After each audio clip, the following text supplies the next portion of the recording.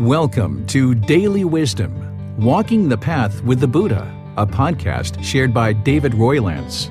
This podcast is dedicated to guiding you to completely eliminate the discontent mind and the suffering it causes by attaining enlightenment. Learn and practice the teachings of Gotama Buddha that will guide you to fully attain a peaceful, calm, serene, and content mind with joy. To support this podcast, visit patreon.com/support Buddha or visit buddhadailywisdom.com, where you will discover a full range of courses, retreats, and online learning resources to assist you on the path to enlightenment. Now, here's our teacher to share more.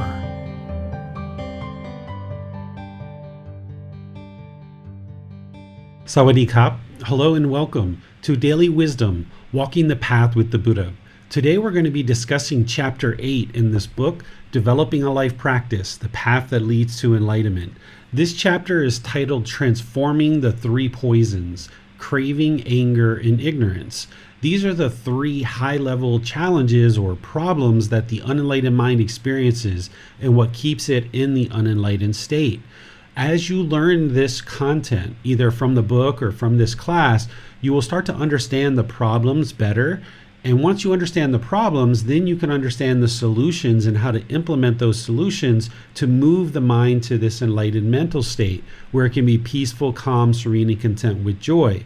As long as the mind has the pollution of these three poisons or three unwholesome roots or three fires, the mind's going to continue to experience unwholesome results because it's making decisions through these unwholesome roots or these three poisons. So I'm really pleased that you decided to join today because you're going to get a lot of answers to questions that you might have been challenged with in terms of understanding what are the real problems of the mind and how do we actually solve it. The Buddha's teachings, as we've discussed before, they're not a religion. They're not rules to follow. Instead, he's explaining to you the natural laws of existence, providing you an understanding of the problem, providing you an understanding of the solution, and then providing guidance to help you implement those solutions along the way. There's nothing that you should believe in terms of the Buddhist teachings. There's nothing to believe. Instead, they're guidance of helping you to understand these natural laws so that as you learn them, you can reflect on them and then you can practice to see the truth for yourself.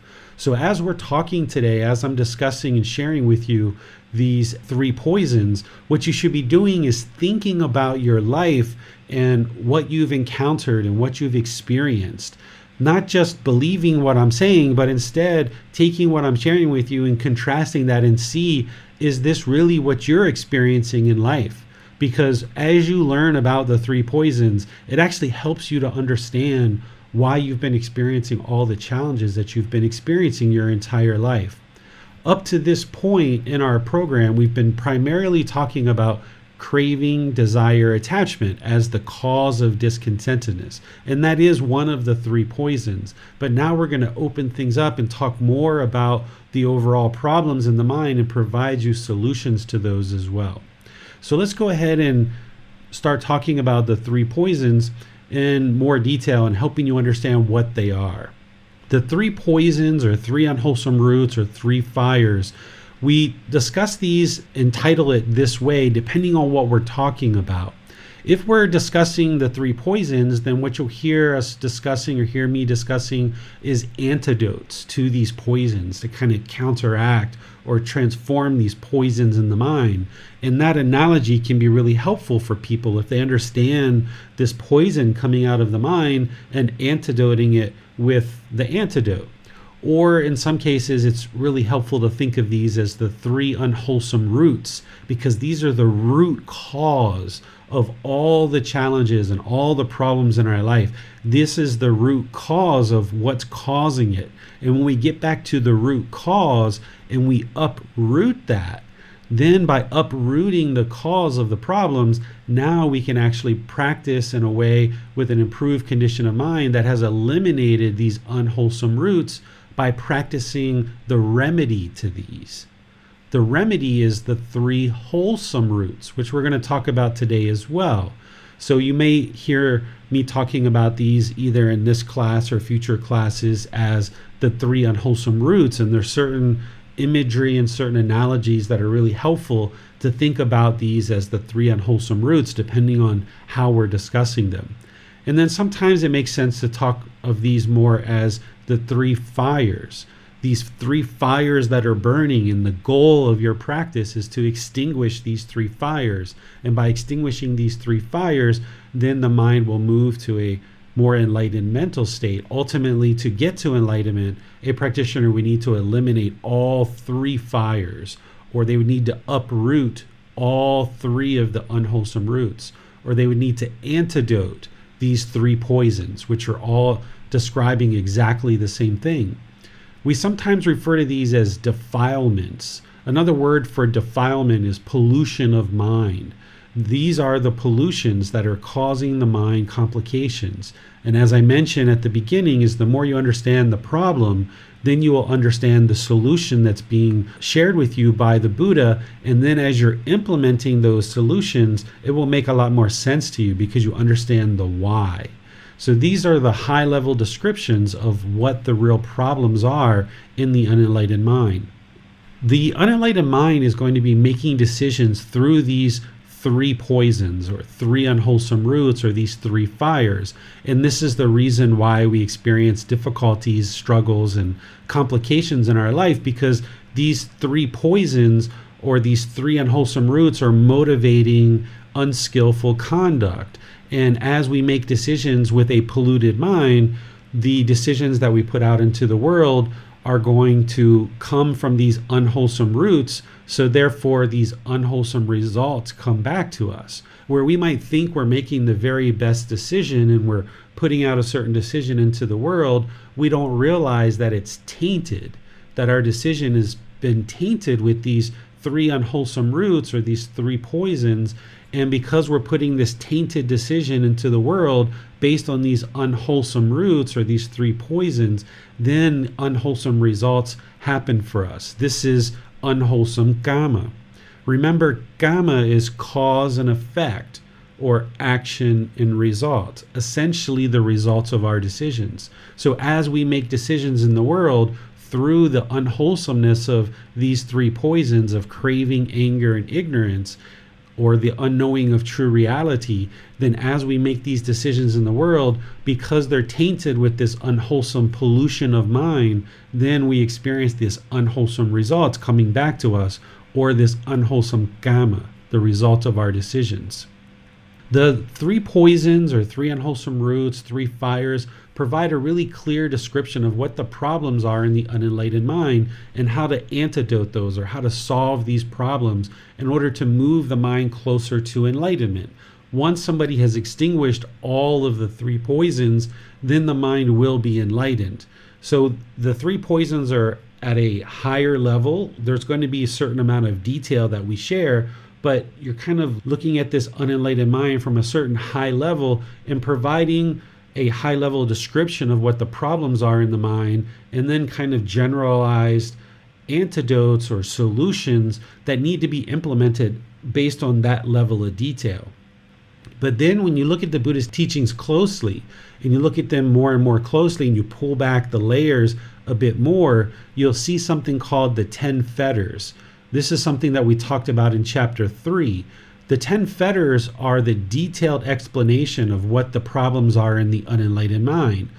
The 10 fetters, they actually bubble up to the three poisons. And you can take each of the individual 10 fetters and map them into the three poisons. But there's different understanding of the problem at the level of the three poisons, and a different understanding of the solutions that need to be implemented. Same thing with the 10 fetters. It's a different level of detail describing the problems in the unenlightened mind, and therefore there's different remedies that we employ to root out the very specific problems of the 10 fetters. So these things are kind of one and the same, but they're a different level of description, and there's different solutions that we implement depending on what aspect of the mind that we're talking about. So it helps to understand the mind through viewing it through the three poisons or these three unwholesome roots, And it also helps to view it through the 10 fetters as you progress further and you understand more of the detailed problems in the mind.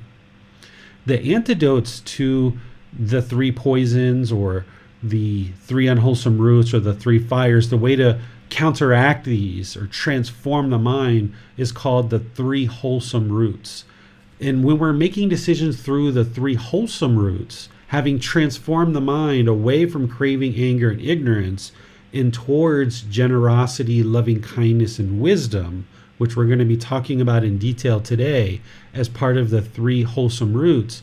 When you start making decisions through the 3 wholesome roots, being unaffected by the pollution of these 3 poisons or these 3 unwholesome roots, now your decisions are based in wholesome qualities of generosity, loving kindness, and wisdom. And now, as you make these wholesome decisions in the world, as you put those out, wholesome things come back to you, wholesome results or wholesome Gotama. So this cause and effect or action and result. The more that you see that everything that we experience in life is as a result of our own decisions. So if things are happening that we aren't necessarily pleased with, or we would prefer a different result, we can't go out and change other people. All we can do is change our own decisions and how we function. So if we're noticing unwholesome things are coming back to us, then we need to modify and adjust what we're doing in order to ensure that we're creating a better results for ourselves. So when you see this cause and effect or this action and result relationship, that everything that we experience in life is as a result of our own decisions, then rather than trying to go around and change other people, we look at how we can modify our own practice, clearing out the pollution of our own mind, and this is going to produce better results in our personal and professional relationships. Let's talk about what the 3 poisons are just from a high level, and then we'll go into some detail on each individual poison so that you can understand them in detail. These poisons of craving, anger, and ignorance, they mask the true nature of our awakened mind, this wisdom and compassion that is truly there in the natural mind. And one of the ways to think about these 3 poisons is it's polluting that natural brightness or that natural brilliance of the enlightened mind. As long as this pollution is there in the mind, then it's not going to be able to experience this wisdom and this compassion, this awakened mind, this true nature of the enlightened mind. These poisonous states of craving, anger, and ignorance, they motivate all non-virtuous or unskillful intentions, speech, and actions. So connecting this back to the Eightfold Path, where we learned about right intention, right speech, right action, right livelihood, and all the others along the path, as long as there's this pollution in the mind, then our intention, speech, and actions are going to be motivated through these pollutions. So as part of this path, you're actively training the mind to eliminate and remedy these pollutions of mind so that you can get to the point where you're always practicing the 3 wholesome roots. And the more that you're practicing the 3 wholesome roots through things like your intention, speech, and actions, you'll be making wise decisions about how to interact in the world in your personal and professional relationships, and you'll see more and more wholesomeness coming back to you. But as long as we operate through these poisonous states of the 3 poisons, it's going to continue to produce this unwholesome results or this unwholesome Gotama. So we need to transform or antidote these 3 poisons, these 3 unwholesome roots. We need to extinguish these 3 fires in order to allow the brightness of the enlightened mind to shine through, where it's no longer polluted or defiled or tainted by these 3 poisons or these 3 unwholesome roots, these 3 fires, these 3 defilements. So understanding the 3 poisons from a little bit of a higher level before we go in and talk about each one individually is there's craving, anger, and ignorance, or the unknowing of true reality. Some people refer to these as greed, hatred, and delusion, or there's even desire, ill will, and confusion. These are just different words to describe the same thing, and as you use different words, it kind of helps you to understand more of this aspect of the mind. So when I talk about craving, desire, attachment, or now we can add this word greed. This is what we've talked about already as it relates to the Four Noble Truths, when we talk about how the mind has this mental longing with a strong eagerness. It's seeking the objects of its affection. It's grasping and it's looking for contentedness. It's looking for satisfaction outside of ourselves, thinking that some object or some material possession or some relationship or something outside of us is going to create this lasting inner contentment or this lasting inner fulfillment. So the mind just keeps craving and craving, having this longing, this yearning, this strong eagerness, looking to satisfy this unquenchable thirst for something outside of me to create peacefulness inside. And this is what we call craving or desire or attachment, grasping, holding, expectations, wants, the mind just wanting and trying to latch on to the next thing that thinks it's going to fulfill the mind and create this lasting satisfaction, but those things never actually create lasting satisfaction, which we'll talk about why today. The second one is referred to as anger or hatred or ill will.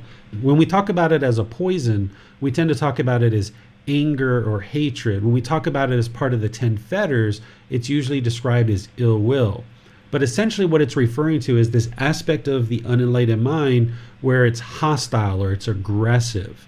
It has this vindictiveness where it's kind of almost looking out for enemies around us, being uncomfortable with unpleasant experiences in certain circumstances. We want the objects of our affection because of craving, desire, attachment. And then we don't get those objects of our affection, then the mind can move into anger or hatred, and it starts experiencing these unpleasant, painful feelings. And then it can even have this aversion or this repulsion where it kind of pushes what it perceives as being unpleasant people or circumstances. It wants to push these things away, thinking that that is going to solve the problem. When the unenlightened mind experiences these uncomfortable feelings, it thinks that if it just pushes the people or the situations out of its life, that that's going to solve the problem. But it doesn't, because the actual real root of the problem is in the unenlightened mind, which is this craving, desire, attachment. That's what's causing the mind to experience discontentedness. And with right view, you can see that very clearly. But in the unenlightened mind, when it's being affected by this poison or this unwholesome root or this fire of anger, it attributes its painful feelings to some individual or some situation or some circumstance. And now it tries to push that out of its life, thinking that that's going to actually solve the problem. But you can't go through life that way because you're constantly pushing people and situations out of your life, never really getting to the root problem, which is this anger, this hatred, this ill will. And what's motivating all of this and keeping all of this going in a continuous cycle where the mind craves something, if it gets what it wants, it experiences those pleasant feelings and it experiences happiness, excitement, elation. And if it doesn't get what it wants, it experiences anger, hatred, and ill will. What's keeping all of that moving in a cycle where the mind just keeps chasing and chasing and chasing, craving, longing with a strong eagerness. It gets the objects of its affection, but then that wears off. So now it chases after something else and chases after something else and chases after something else. And in between there, it's experiencing this anger and hatred. The reason why the mind keeps doing this in this constant cycle over and over and over again is because of its ignorance or its delusion or its confusion, its unknowing of true reality. The unenlightened mind doesn't understand what it doesn't understand. It doesn't realize that it has this misperception. It has this wrong view. It misunderstands how the world works around us. And because it doesn't understand these natural laws of existence described in the Buddhist teachings, it continues to chase through this craving. It continues to experience this anger, this hatred, attributing those painful feelings to others. And it continues to push people out of our life and push situations out of our life. And we just keep struggling and having difficulties over and over again because of this unknowing of true reality, or this ignorance, this delusion. And we get trapped in these misperceptions, looking at the world in a certain way with these wrong views, not understanding reality, that we're in fact causing our own discontentedness, we're causing our own anger, and that these things are impermanent. We can actually uproot them, we can transform them, we can move them to improvement where we see our relationships both personally and professionally improve. But we can't do that as long as this ignorance is there. As long as we have this delusion and confusion about the way things work in the world, as long as we don't understand these natural laws of existence, we'll never get to peacefulness and contentedness, because the mind doesn't understand that it's causing its own discontentedness. So there's a solution to each of these: craving, anger, and ignorance. There's solutions that we use to implement and transform the mind to now practice in a way that slowly diminishes, ultimately eliminating these three poisons, and now functioning with a purified mind. So this path to enlightenment is to purify the mind of these three poisons, or these three unwholesome roots, these three fires. We're extinguishing these three fires, because as long as these are burning in the mind, then it's going to keep motivating unskillful, non-virtuous, immoral conduct, because we just don't understand what we don't understand. So now, talking about craving in more detail, and then I'll take questions at the end of this one, and we go through each individual poison. I'll be sure to stop and take questions. And the way that you'll ask those questions is put them into Facebook, YouTube, or Zoom. Our moderators will see that, or you can raise your hand electronically and ask any questions or follow-up questions that you like. This first poison that we've been talking about all along in this program, but now talking about it not just as craving, but as a real significant primary problem in the mind, this craving, this desire, this attachment, and now using this word greed. We also describe it as wants, or expectations, or grasping, or holding. This is where there's this burning desire, this never-ending thirst, where the mind is yearning and longing, seeking the objects of its affection, thinking that this object is going to provide some kind of lasting satisfaction, and somehow that's going to make us feel fulfilled or whole or complete. And we keep chasing after the objects of our affection over and over and over, thinking that this next shiny object, as long as we acquire that, that's what's going to fulfill the mind and create this lasting satisfaction. But what we don't realize is this is all a delusion. It's all ignorance, because we chase after these objects.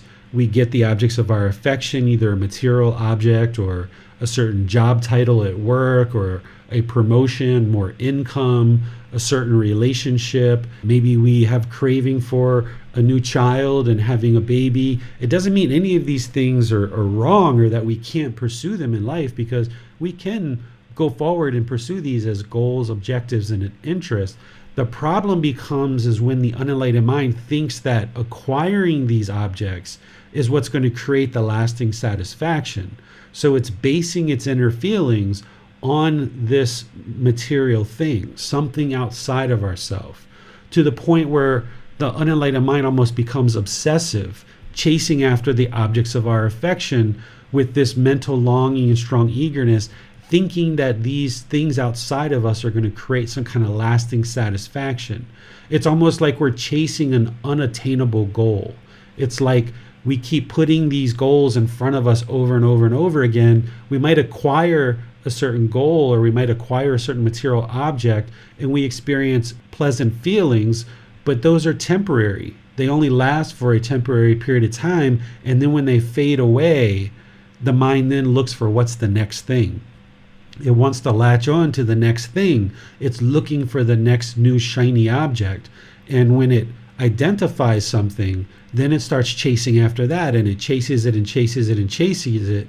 And then if it gets it, okay, it experiences these pleasant feelings, but those are temporary and they fade again. And we're left right back where we were to begin with, because the mind isn't satisfied. It doesn't feel fulfilled. It doesn't feel whole or complete. There's something that's missing, and the mind just thinks if it can get this missing thing, let me just chase after the next thing, and it just keeps chasing and chasing. And if it gets the objects of its affection, those pleasant feelings come in. And if it doesn't get it, then we experience that next poison, which is typically anger, hatred, ill will, the lesser versions of that, like frustration, irritation, annoyance, and so forth. So the only way to fix this is not to keep chasing after the objects of our affection, but instead, the things that we need to do in life, look at them as needs and not wants. Don't chase our wants, but just look to fulfill our needs and what do we really need, and then look to progress towards that as a goal, as an interest or an objective, and calmly walk towards that goal each day, executing wise decisions, wholesome decisions that take us closer and closer to that goal, rather than being over here on one side where we're completely complacent, not being interested to do anything in the world. Not there, that's not the middle. But also over here where we're just chasing the objects of our affection, that's not the middle either. That's both of these are going to lead to discontentedness. So what the Buddha teaches us is to be in the middle, where we can gradually pursue going forward towards our goals and objectives and interests, making wise decisions that aren't polluted with these three poisons. The mind longing with a strong eagerness, once it experiences those pleasant feelings, it then wants to cling to them. It wants to hold on to them permanently. It wants those pleasant feelings to last permanently, but they don't. So the problem that we describe through craving, you can actually think of it as two different things. Is first, the mind craves having this longing, strong eagerness, wanting something. Then once it gets it, then it has this clinging or this holding where it wants to hold on to it permanently. So there's this outward longing, and then there's this holding on to it. And the unenlightened mind is going to do this. It's going to hold on to painful experiences from the past that you've had. It's going to bury it. It's going to hold on to it in the mind. It's going to replay those painful things over and over and over again. And the mind's going to continue to feel those painful experiences because it's holding on to those painful things of the past. Or there might be certain pleasant things that happened in the past, and certain aspects of your life were very pleasant, and the mind's holding on to that, wanting that to continue, thinking that that's what it needs in order to get back to some level of pleasantness. Or the mind might be longing to the future, wanting certain pleasant things to happen in the future. Or the mind might be longing in the future and thinking that things in the future are going to be very painful and very difficult for you. And now the mind is discontent because of that. It's only when the mind comes into the present moment, being trained to let go of all of this and no longer allow the mind to long with craving, and no longer allowing the mind to hold on tightly to all these different experiences that we've had in our life. It's only when we train the mind to no longer do that and let go that the mind can then be liberated from this poison that has now been transformed. So there's two generalized trainings that we use in order to antidote this poison, or to practice the wholesome root in order to move the mind towards the wholesome qualities that are going to produce wholesomeness in the mind. The first thing is breathing mindfulness meditation. This is where we train the mind to let go. So if you've trained in breathing mindfulness meditation with me, then you know what we do there is we focus on the breath coming in and out of the nose. Whenever the mind goes to the past or the future, if there's any thoughts, ideas, or perceptions that come into the mind, we train the mind to let go and come back to the breath. Any thoughts during meditation that arise, whether they're unwholesome or wholesome, we train the mind to let go. Because the reason why the mind in meditation is going to the past or going to the future, or it's having these various thoughts, is because of its craving, because of its clinging. So when the mind goes and it tries to crave and go in all different directions, not being content with being in the present moment, focused on the breath, when the mind is longing, trying to move out of the present moment, when you are aware of that and you observe that in meditation, you cut that off, let it go, and come back to the breath. More and more, You train the mind to easily let go and let go and let go, to reside in the present moment and be comfortable with that and be content with that. But the mind doesn't want to do that because the mind isn't disciplined. The unenlightened mind doesn't have the discipline to stay in the present moment focused on the breath. So when you start your meditation practice, or at different times during your meditation practice, the mind is shaken up where it doesn't want to stay in the present moment on the breath. So it goes to the past, or it goes to the future, or it has various thoughts or ideas. And as it does, you cut that off and let it go and come back to the breath. Cut it off and let it go and come back to the breath. And here, what you're doing over multiple sessions, multiple weeks and multiple months, is you're gradually training the mind to develop this right mindfulness or awareness of mind. So sooner and sooner, you start to become aware when the mind is not in the present moment.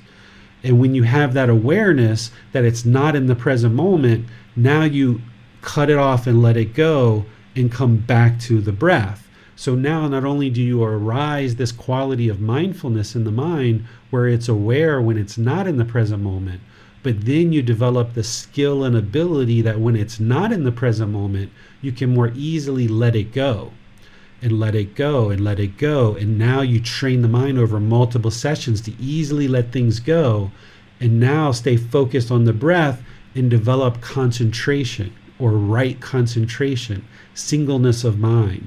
This is part of the Eightfold Path when we talked about the mental discipline, is taking the effort or right effort to eliminate unwholesome qualities and arise wholesome qualities. So the unwholesome quality here is the craving, desire, attachment, the greed, the want, the expectation, the grasping, the holding, the clinging, this desire, this strong eagerness of the mind, not wanting to be in the present moment. It's not content, it's not comfortable being in the present moment. It always wants to be somewhere else. And there, when you observe that with mindfulness and meditation, then you cut it off and let it go and come back to the breath. And this will help you more and more to eliminate craving, desire, attachment, where the mind will essentially submit over time.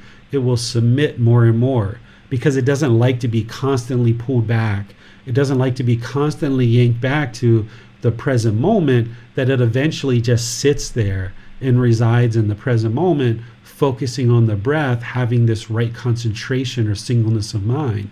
And this is the gradual training that you do 2 or 3 times a day for 30 minutes or longer. And depending on where you are in your practice, you are needing to build up to that. You might actually build up starting with just 5 or 10 minutes of meditation per session.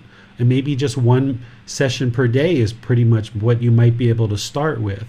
But then you increase the amount of time gradually, and you increase the amount of sessions gradually. And this is gradually training the mind to no longer long for the past, long for the future, have all these thoughts and different perceptions bombarding the mind. But you then start building this discipline or this control of the mind where you can focus it on the present moment and reside there with contentedness and be comfortable and peaceful with joy in the present moment.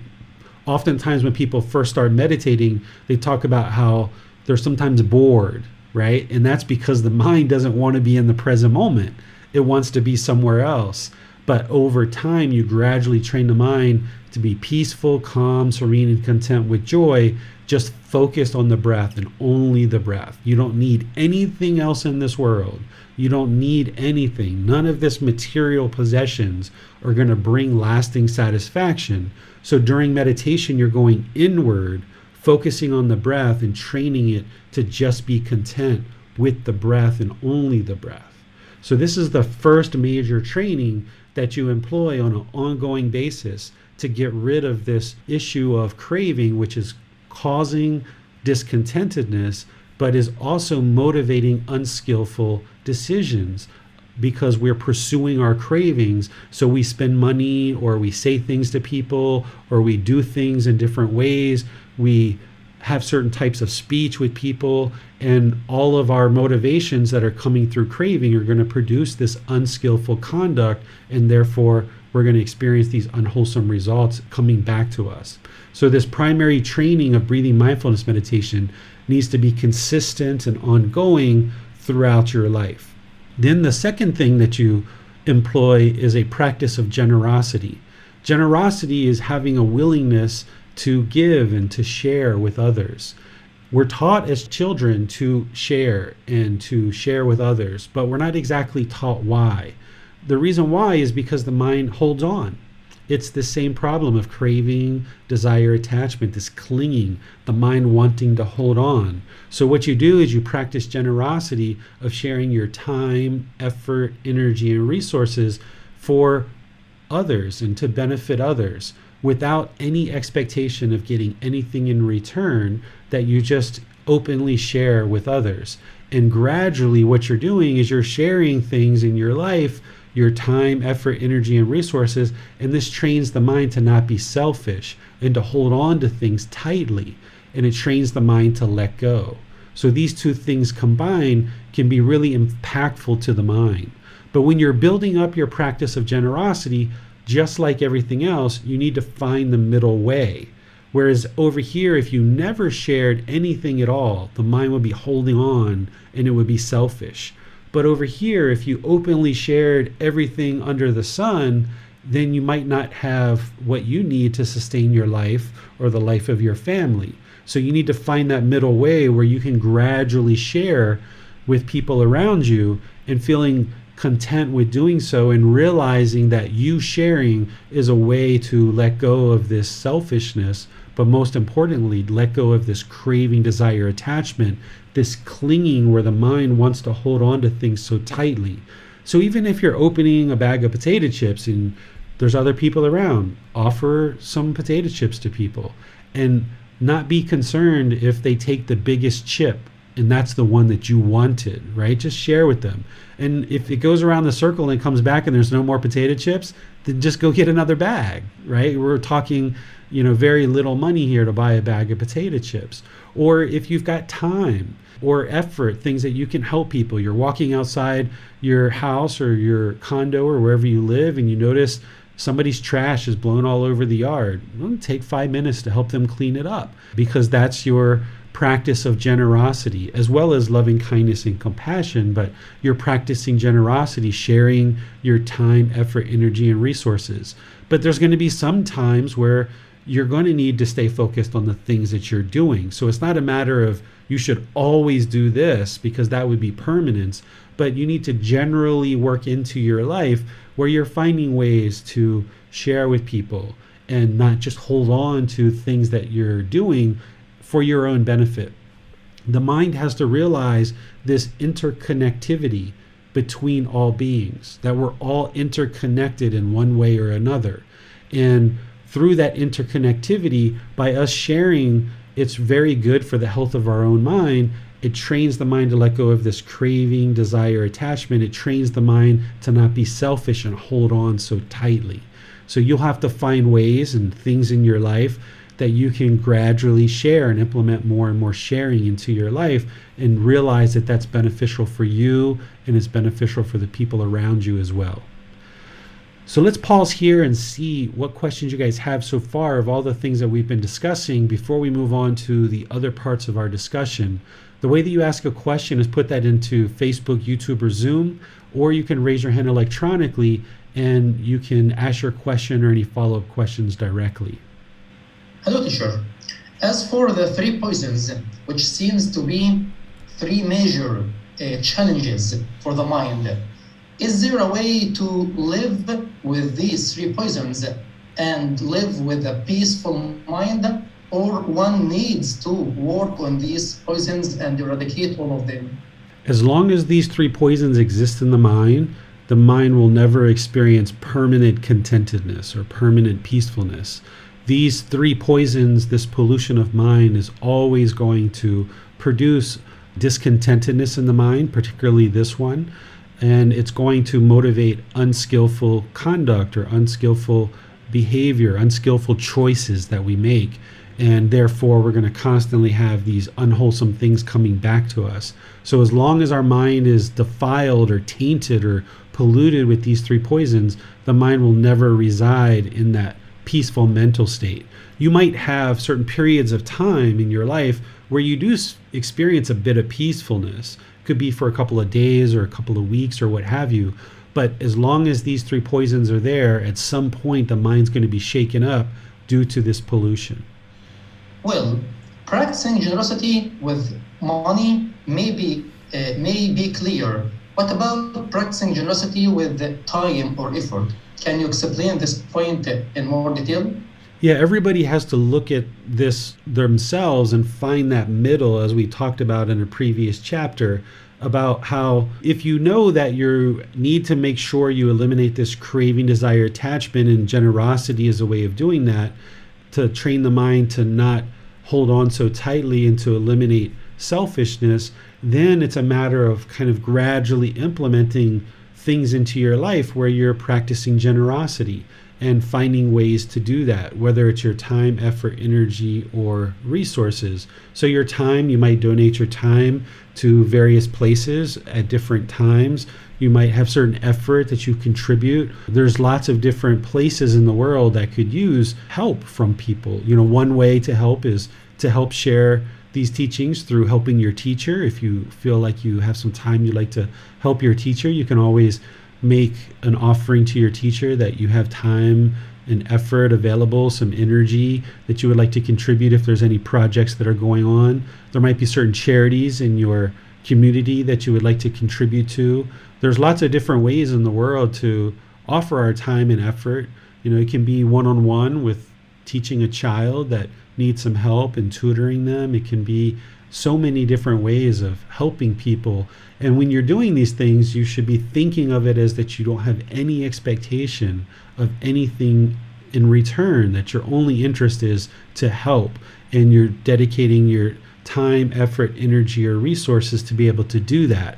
And then remember that middle way that we talked about, that it's always kind of ebbing and flowing. So at this point, if you realize that you're somewhat selfish and you somewhat hold on to things very tightly, you don't want to run out and just kind of like start doing everything, so many things extensively, because now you have craving to practice generosity. You would like to gradually implement generosity into your practice. So if you have been somewhat complacent with practicing generosity, now that you understand that it's an important practice, you just look for ways to contribute and helping people that you don't have any expectation of anything in return. For eliminating craving, does one need to eliminate all kinds of joy in life? Joy is different, the way that I explain it, than something like happiness or excitement or elation. These pleasant feelings that we talk about, these are conditioned pleasant feelings. This is, I got a new pair of shoes, so therefore I'm happy. Or I got a new job, I'm happy. I got a raise at work, I'm happy. I got a new boyfriend, a new girlfriend, a new friend. I got a new computer, what have you. I got some new clothes, new jewelry, a new purse, new makeup, whatever. Now the mind is happy because of those things. This is conditioned happiness. It's temporary. It's completely impermanent. It's going to wear off, and eventually the mind is going to end up in painful feelings again. So you're not interested in that type of feeling, because as long as you base your inner feelings on the condition of getting a new job or getting a new pair of shoes or getting a new purse or new makeup or what have you, as long as you base your inner feelings on this condition of something that needs to be met, these material objects or something that your mind is craving, like a new title or going on holiday or going on vacation or any of these things that the mind wants and craves, as long as it's doing that, it's going to be temporary pleasant feelings, and ultimately it's going to end up with dissatisfaction because the mind's basing its inner feelings on some condition. What you would like to get to is where the mind can be joyful. This is unconditioned joy, where there's no condition that needs to be met in order for there to be joy present in the mind.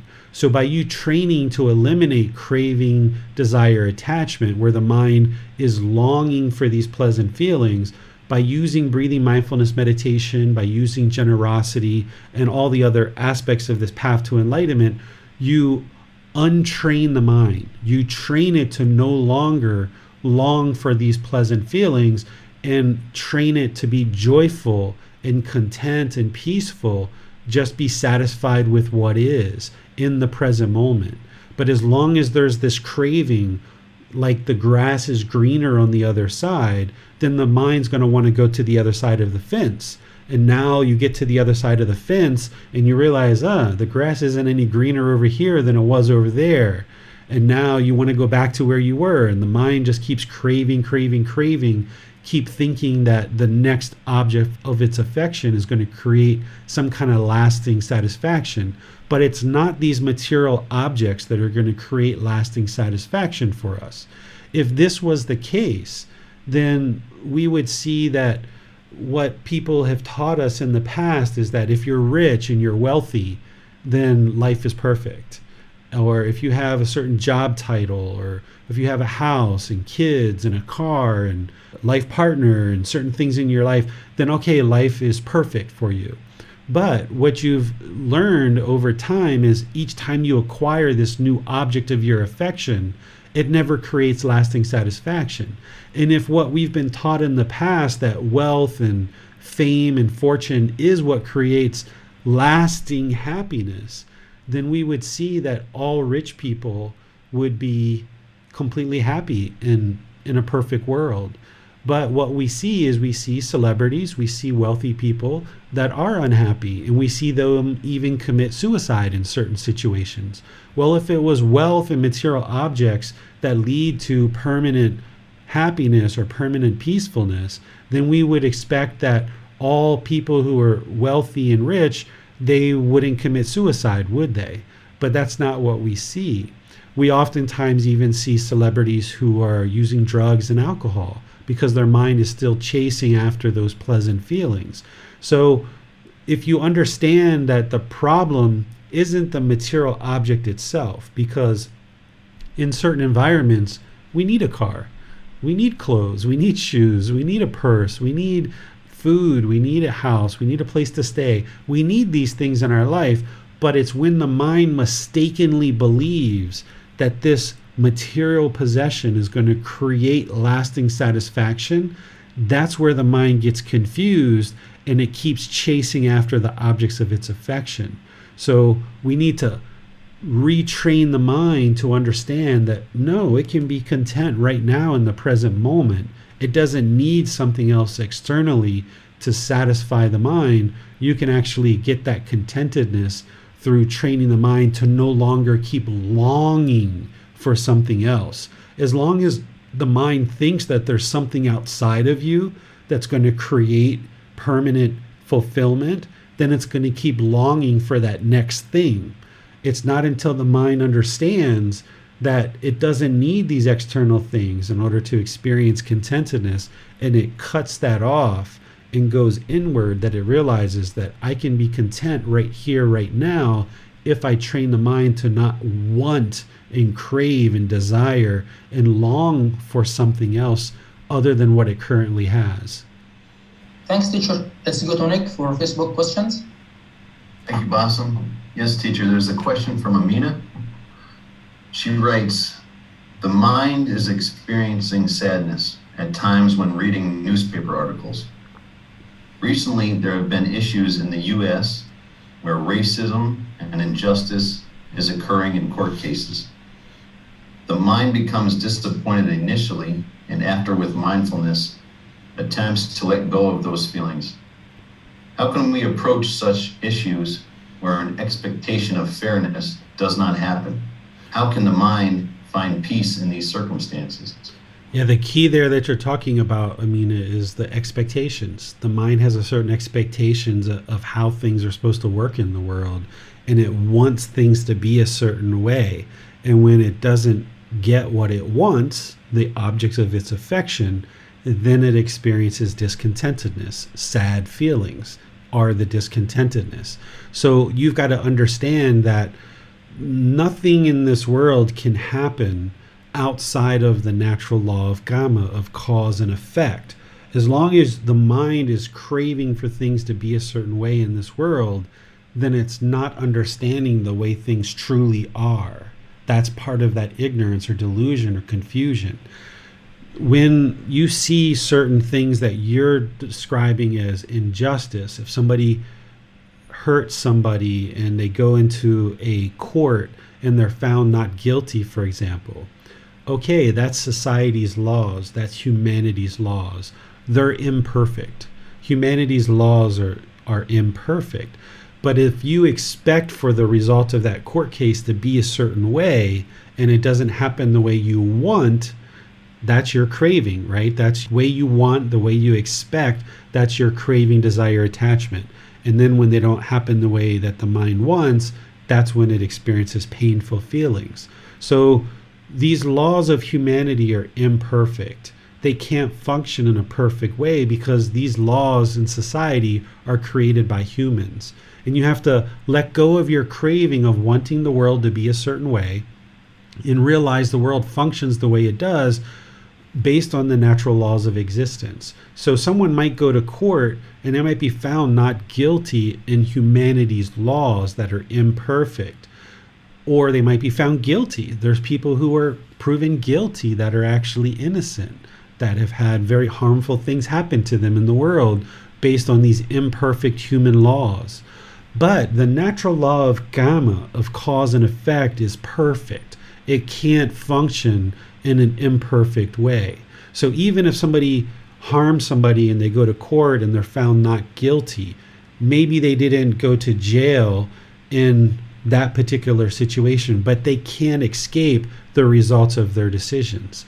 Just going through the whole court system created massive problems for their life. And they're going to continue to have massive problems after that, because the same problems that led to whatever court case they had, this craving, desire, attachment, this anger, hatred, ill will, this ignorance, this delusion, this confusion, that doesn't go away just because they were found not guilty in a court.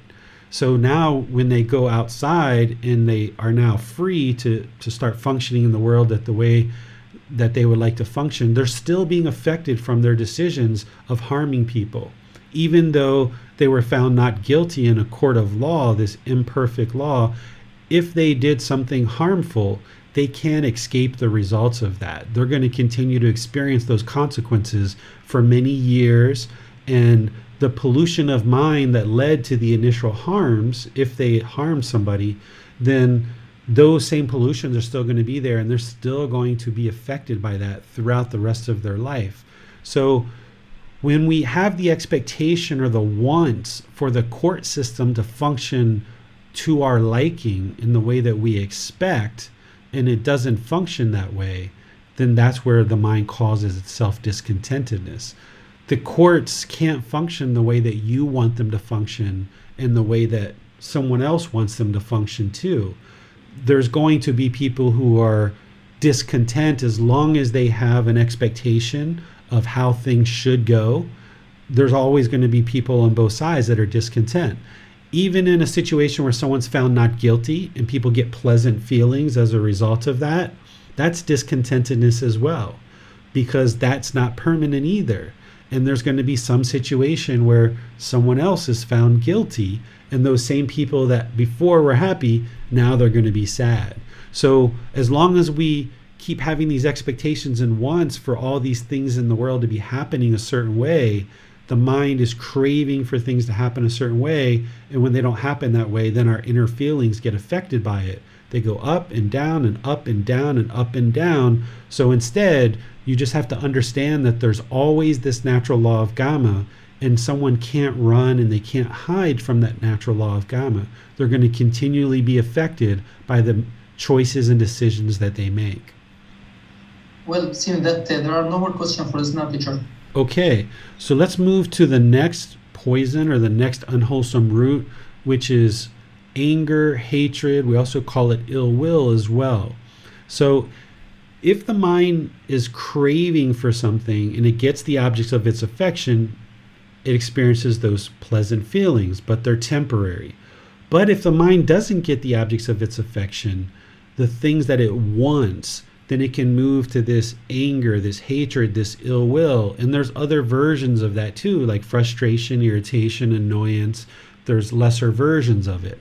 Essentially what this poison is doing is it's where the mind has these unpleasant feelings. It has these painful feelings based on certain circumstances or certain people, certain things that we don't like. When the mind wants something with craving, desire, attachment, and it doesn't get it, now these circumstances or the situation that we're experiencing, the mind doesn't like that because it didn't get what it wants. So now this anger arises, or this frustration, or even sadness, like Amina was talking about. This sadness can arise in the mind because we don't get the objects of our affection. We want everything in our life to be pleasant. We want it to be comfortable. We want to be satisfied all the times. We want the objects of our affection to always happen for us. We think the world, with this ignorance or this delusion, we have these misperceptions of how the world's supposed to function.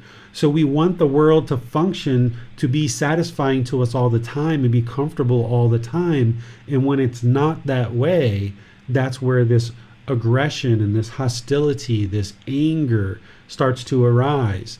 And we even have these feelings inside, this fear, this hurt, this loneliness, and we try to push these painful feelings away, almost treating these painful feelings inside of us like an internal enemy.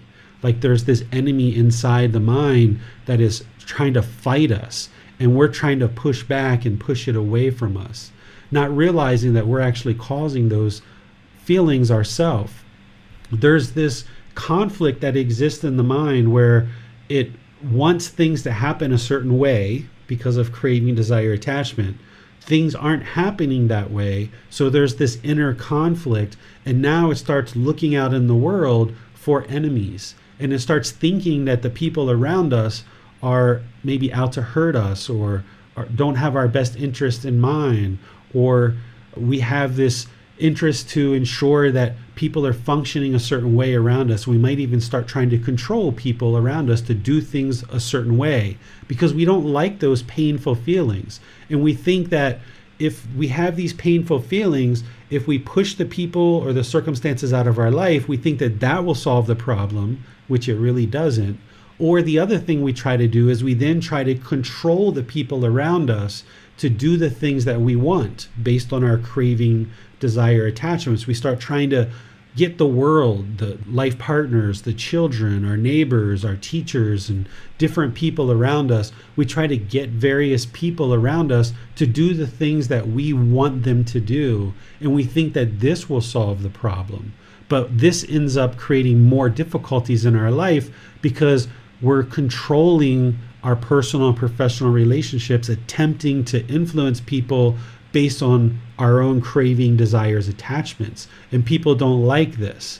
And we build up this hostility and this aggression, this resentment that things aren't happening in the world the way that we want. And this causes the mind to now function through this anger, hatred, ill will, frustration, irritation, annoyance. And now our intentions, our speech, and our actions are once again motivated not just by our wants of craving, but now our intention, speech, and actions are being motivated by our anger, our hatred, our ill will, where the mind becomes hostile and aggressive. And if things get really bad, like I said, we oftentimes will push people out of our life. This is aversion.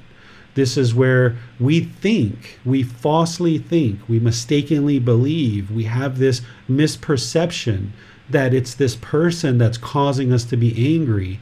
And if we just push them out of our life, then that's going to solve the problem. That's aversion, where we mistakenly believe that somebody else is causing us painful feelings. You might choose to move on in your relationships and choose not to associate with people. That's a way to build wholesome relationships in your life. But you can do that with loving kindness and compassion in the mind, just choose like, okay, this wouldn't be a good relationship for me, I'm going to choose to move on. But with that, you understand that any kind of discontentedness that you're experiencing is coming from your own mind. That's what an enlightened mind is going to be doing, is they might choose to no longer associate with somebody and move on, but they understand they're doing that with loving kindness and compassion, and they're maintaining that for the individual and just choosing to walk forward.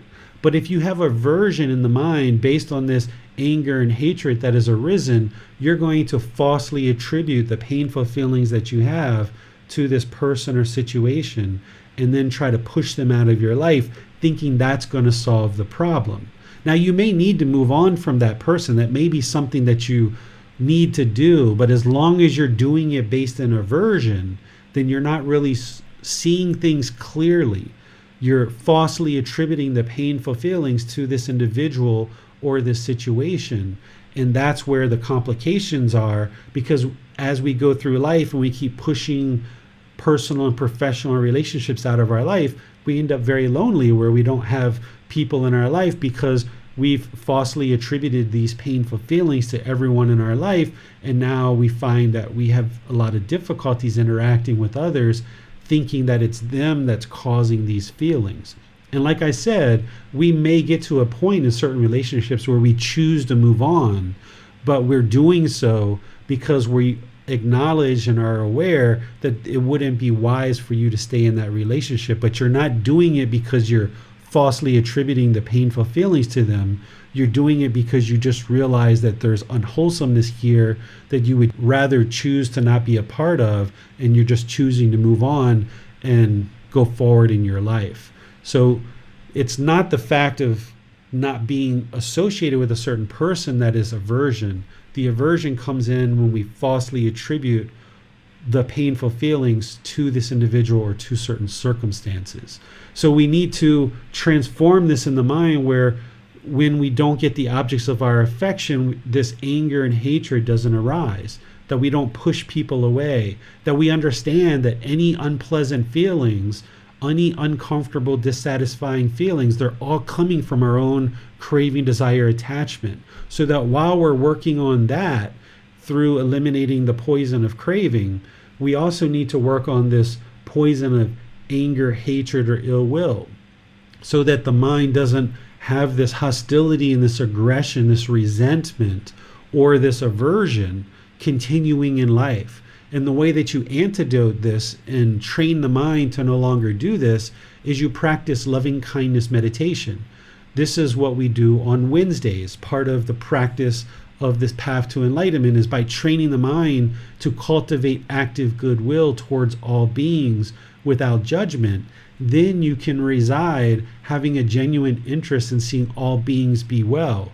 And if you have this genuine interest in seeing all beings be well, and you have this active goodwill towards others, then you won't push them out of your life. You'll understand that this is a person struggling in life just like you.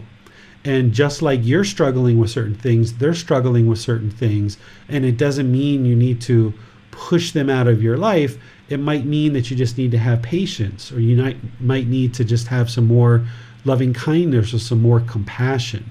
But as long as you're chasing after the objects of your affection and that person isn't giving you what you want, then the anger arises and you direct it towards that person. And now through your intention, speech, and actions, you damage a relationship that no longer you're able to participate in that personal and professional relationship.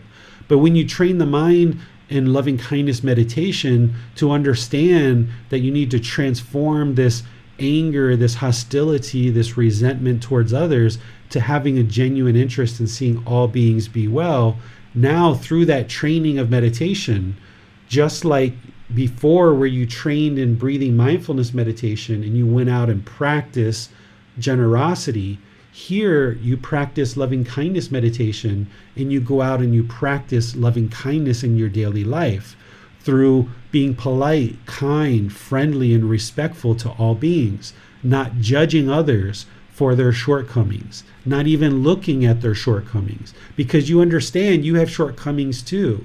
There's things that you're doing in the world that are harmful as well, and other people are doing things that are harmful as well. So rather than judge other people, wanting them to be a certain way and expecting for others to be a certain way, you just realize that all these unenlightened beings are all struggling through the world with the same problems that you're struggling with. And just because they're struggling with different problems than you're struggling with doesn't make them a lesser person. It just means that your mind's perceiving them as a lesser person. And by getting rid of your judgment towards them and practicing being polite, kind, friendly, and respectful, now you can be open and loving in your relationships, both personally and professionally, and your intention, speech, and actions can be in line with the Eightfold Path, practicing the way that the Buddha taught in any and all situations. You can cut off and eradicate and eliminate this anger, hatred, and ill will, choosing to look at others in a positive light. Even you see somebody doing something that's harmful, you might see those things, you might understand those things, but you don't judge them as a result, particularly because you probably did those exact same things at some point in this life, but you gained the wisdom to no longer do those things. Just because that person doesn't have that wisdom right now doesn't mean that we should judge them. We can have compassion for them. We can have concern for their misfortune and practice loving kindness, where through our intention, speech, and actions, we can be polite, kind, friendly, and respectful. So in addition to this breathing mindfulness meditation that's ongoing throughout our life, you practice this loving kindness meditation alongside of breathing mindfulness meditation. In those 2 to 3 sessions a day, at least one of them or more, you should have loving kindness in there as well, in order to transform an antidote or uproot or extinguish this fire of anger, hatred, and ill will, so that now you can be loving and kind to all beings around you. Because as long as you put out this hostility and this aggression, this resentment, and you keep pushing people out of your life, that's exactly what's going to happen to you. The more hostile and aggressive you are to others, you're just showing other people how you treat them, so they're going to treat you the exact same way. But when you transform your mind and you get rid of this anger, hatred, ill will through practicing loving kindness meditation, and then you practice through your intention, speech, and actions to be polite, kind, friendly, and respectful, now when you're putting that out into the world, more and more, that's how people will end up interacting with you as well. You shouldn't actually do this because you want other people to treat you well. You should do this because you recognize what the real problem is, which is your own anger, your own hatred, and these other poisons as well. You're working on your own life practice, extinguishing these poisons, uprooting these unwholesome roots, getting rid of this pollution of mind through purifying the mind, because you know it's good and it's important and it's helpful for your own practice. But what you will notice is the more that you get rid of your own pollution of mind and you start treating people well through the Eightfold Path and through the things that we're sharing here, then you'll gradually see that more and more people will treat you in a similar way. So let me pause here and see what questions you guys have on this particular poison. Sometimes one experiences anger because the want of all others, all those who are around us, to function in life in a certain way, which is impossible for us to force 7.5 billion people to function in a certain way. But is it possible to force or train those who are close to us to function a certain way? Family members, children, friends? The goal of this practice should always be your own practice and developing your own practice. The more that you develop your life practice, the better for you and the better for the people around you. Because as long as you're putting out harm through your intention, speech, and actions, you're harming others, so therefore harm's going to come to you. But if you live in a household where you have a life partner, you have children, you're in a situation where you guys together can choose to learn and practice these teachings, and there's ways to skillfully help people along the path.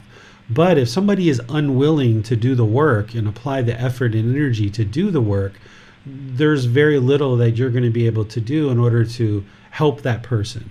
They have to choose to improve the condition of their mind through training the mind. You can't force them to attain enlightenment. You can't force them to function in a certain way. You can improve your practice in the way that you interact with them, but you can't force others to be a certain way. And you should never focus your practice on changing other people, but through your practice, the more and more enlightened you become, there are ways to skillfully help people, but you would never be able to skillfully guide somebody to enlightenment. They would have to do the work. There's ways that you can show them things. There's ways that you can skillfully help them see certain things, but they ultimately have to do the work to investigate the teachings, to apply the energy and be motivated to do things like meditate, to learn, to gain this wisdom, and to progress on this path. There's never a time where you should attempt to force or control other people to do things in a certain way. That's not going to result in anything beneficial, and that would only be from your own mind craving for things to be a certain way in the world. This is one of the ways you can see that all craving, desire, attachment is going to lead to discontentedness. As long as you have a certain image in your mind of the way that the world should work, and you're trying to control or train people without them contributing to that training, then as long as you're trying to constantly push other people to be a certain way, then it's going to result in your own discontentedness because of your own craving, wanting people to be a certain way. So there's ways to train, like my son, I helped train him, but ultimately he had to do the work, but I didn't have a craving for him to be a certain way. I was just kind of making decisions and showing him certain things, but then he needed to step up to that challenge, and it was his choice to do that. Or my wife, or other people, or students. When students come to visit me, there's certain things that I will share and certain things that I will do, but ultimately it's the individual that has to do the work. I can't do the work for them, or you can't do the work for them.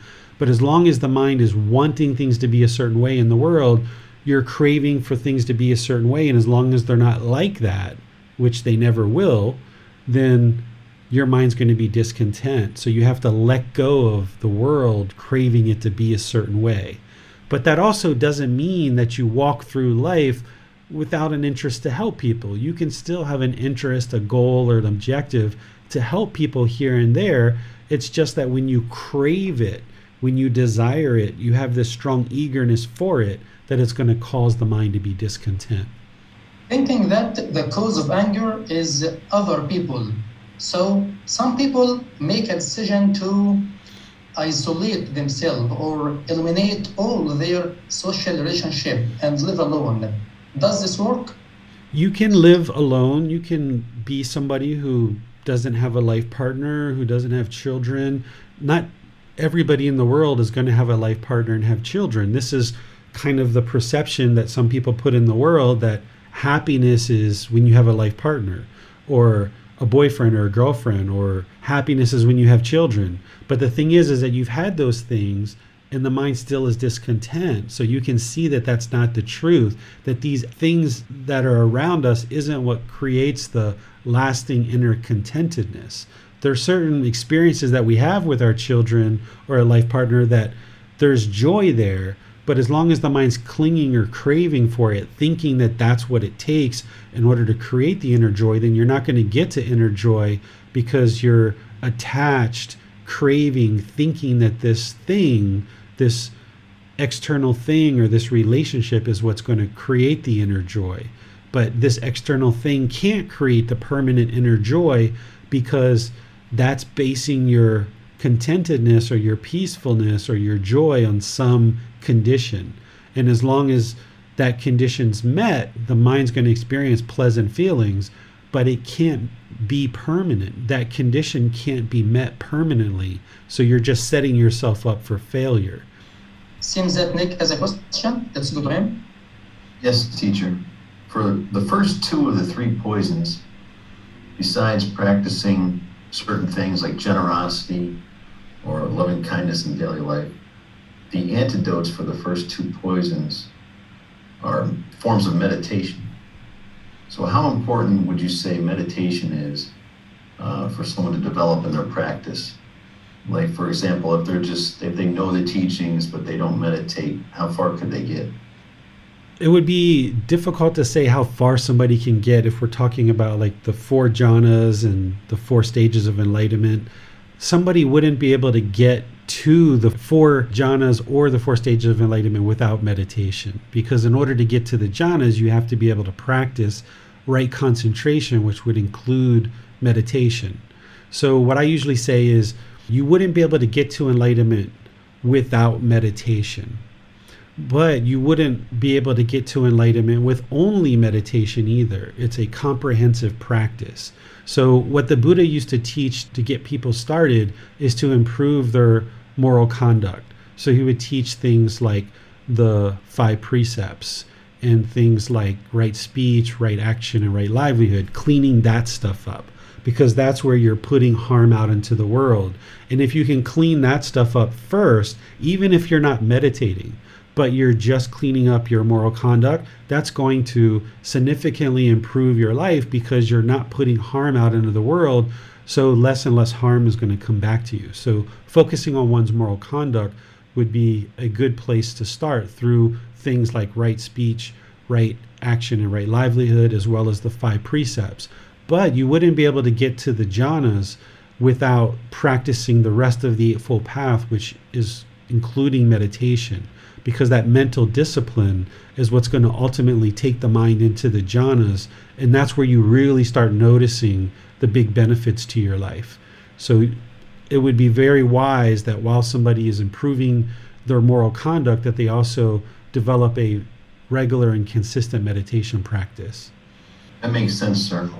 I'd also like to add, I know from my experience, when first starting out, and even to this day, even at some points, the unenlightened mind wants you to convince yourself, oh, I'd rather do something else than going down to sit down and do a meditation session. Like, for example, you find something else to do. Oh, let me get these dishes before I go sit down, knowing full well that, it's time to go meditate. Like the mind wanders, oh, let me just do this before I sit down and meditate, and it prolongs and prolongs. It's like, that's a form of procrastination. And some people might not even meditate that day because of doing other things. Well, do you have any thoughts on this? This is the mind's craving, desire, attachment. This is the mind longing with a strong eagerness. It wants to put all these hurdles and obstacles in its way because the last thing it wants to do is be in the present moment. It's like a wild animal that doesn't want to be tamed. So this wild animal in the forest, when the animal trainer walks into the forest, all the wild animals run in opposite directions and they don't want anything to do with that animal trainer. So when you have the thought like, oh, let me go meditate, the wild animal's like, no, we're going to go wash dishes. We're going to go play on Facebook. We're going to go outside and do this and do that. So every time that sensibility of let's go do some training and tame this mind, the wild animal says, no, we're not doing that. We're going over here. So you've got to have enough diligence, determination, and dedication that you realize that the mind's going to be constantly struggling and fighting. It's going to perhaps want to stay in this darkness. It's going to want to walk in the opposite direction. And that's where the reasonable individual needs to arise in the mind and say, okay, I know that's what you want to do, but that's not what we're going to do. You need to be over here training the mind. So let's go over here and train the mind. So where I would notice in the past that the mind would have this interest to say, check email or check private messages instead of meditate, I would reverse that and say, okay, you're not going to check messages until you meditate. You need to meditate first, and then you can check messages. So always doing the reverse. The unenlightened mind is going to want to stay in the unenlightened mind because it doesn't want to do this work. It doesn't want to apply this effort because it's real challenging. So initially, whatever the instincts are of the unenlightened mind, you should almost do just the opposite in most situations, depending on what it is. So if your mind's wanting to go to do the dishes or it wants to get on Facebook, then you can see right there that that's craving, desire, attachment. Let me cut that off, let it go, and go over here and do the meditation. And then as you build up your meditation more and more, then you start noticing the benefits, and it almost kind of pulls you into it, that you notice the increased benefits to the concentration and the mindfulness and the calmness of mind. And you get to a point ultimately where you've broken through the boredom, you've broken through the craving where the mind doesn't want to sit and meditate, and you realize that life is so much better when you are meditating. And it's almost like you're accumulating these benefits. It's like rolling a snowball down the hill, that eventually it builds up this momentum, and it just keeps on going and keeps on going, and you get to the point where you can't fathom not meditating. It's the same thing that happened when we were growing up as children, that when we were growing up as children, our parents had to constantly remind us to brush our teeth, to take a shower, to comb our hair, to do certain personal hygiene things. Because as children, we were just running around, playing, going to see our friends, going to play with toys, watching cartoons. We just wanted to be involved in all that pleasurable stuff. But eventually, after taking enough showers, after waking up enough times and experiencing that bad taste in our mouth, we started to enjoy having a clean mouth and brushing our teeth every day. We started enjoying taking a shower every day and seeing as this was a beneficial thing for our life. And we started prioritizing cleaning the body as something that was important for our life. Well, now it's the same thing, is you need to clean this mind. You need to clean this mind of pollution every day. And the mind doesn't quite yet see the benefits in it. And it's craving those pleasant feelings to go do something else. Just like you wanted to watch cartoons, you wanted to play with toys, you wanted to play with your friends, and you didn't want to take a shower or brush your teeth. You just wanted to stay awake a little bit longer. Well, the mind is doing the exact same thing, as it doesn't want to clean the mind. It doesn't want to get rid of this pollution. It wants to go do all these pleasant things, and it doesn't see meditation as something enjoyable yet. But the more you do it and you just kind of make the mind sit and do it, you start seeing the accumulated benefits, and you're like, you know what? I kind of like having a calm mind. I kind of like being peaceful, because you go a couple of weeks of meditating, and then maybe you stop for a few days and you see your mind get shaken up and it's not calm anymore. And you're like, whoa, I kind of liked it when the mind was calm. I'm going to go back to doing that again. But initially, just like when you were 5, 6, 8, 10 years old and your parents had to keep reminding you to brush your teeth and take a shower, you need to be that person who tells yourself, sit down and meditate, lay down and meditate, stand and meditate, do walking meditation, whatever it is.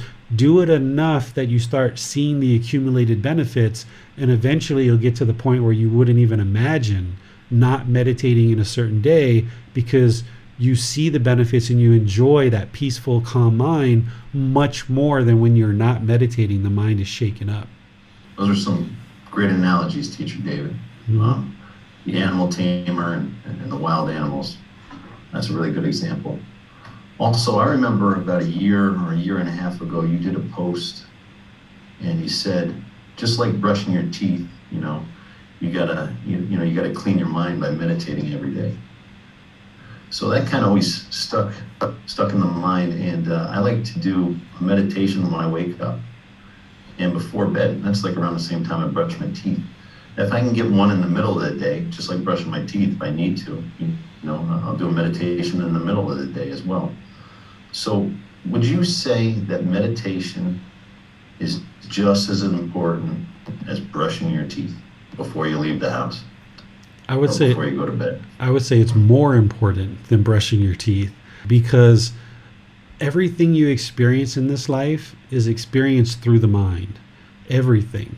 Whether it's a phone call, whether it's an email, whether it's a conversation, whether it's just walking in the front door of your house, whatever you're experiencing in this life, it all goes through the mind. And if the mind is polluted, then your life is going to feel very much like a struggle and very difficult. And when you clear out the mind with meditation, for example, and all the other aspects of these teachings, now the things that you're experiencing through the mind, you can experience life in a much different way when you don't have this pollution that you're inhibiting the mind from being able to experience fulfilling experiences in life, because it's like looking out into the world through this pollution in the mind.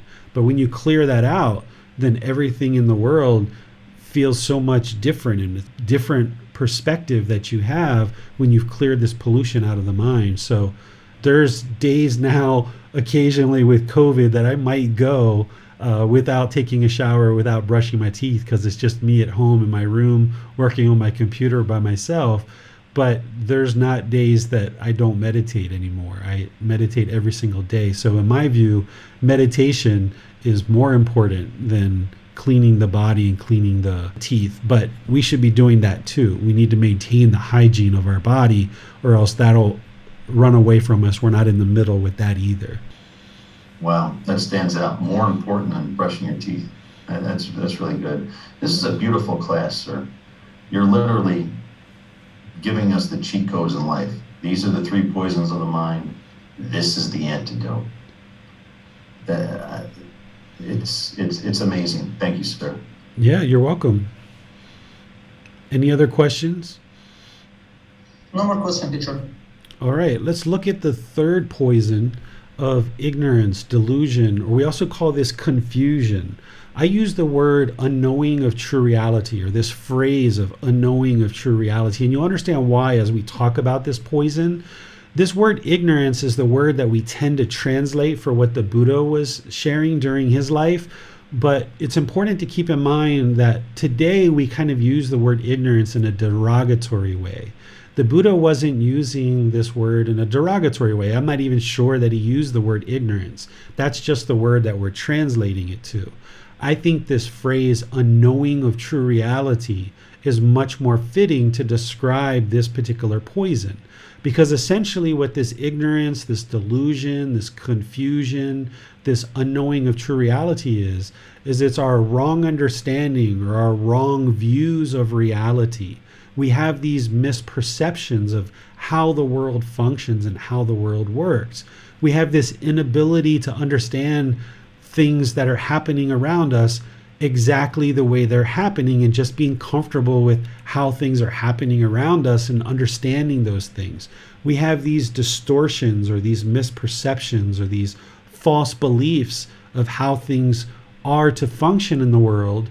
And when they're not functioning the way to our choosing or the way that we want, then we think everything's wrong and everything's broken about the world. But the world isn't necessarily broken. There's plenty of unwholesome things that happen in the world. There's plenty of suffering. There's plenty of unwholesomeness in the world. But the world is functioning the way the world functions. It functions through these natural laws of existence. The reason why we see all the challenges that we see in the world is because of craving, anger, and ignorance. This ignorance is the primary reason why the mind is stuck in the unenlightened state. Craving, desire, attachment is the primary reason why the mind experiences discontentedness. But that is precipitated because of ignorance or this lack of wisdom, this delusion, this confusion. In the unenlightened state, we don't even know why we experience anger. We don't even know why we experience sadness. We just think it's part of life, and we start blaming other people, and we blame the circumstances and situations around us. We experience certain things in life, and because of our ignorance and our confusion, we think that it's good luck or it's bad luck, or we think that maybe there's a supreme being who's controlling us. And because of their control, they're either punishing or rewarding us, and we should be fearful of this supreme being. Or we think that people are out to get us.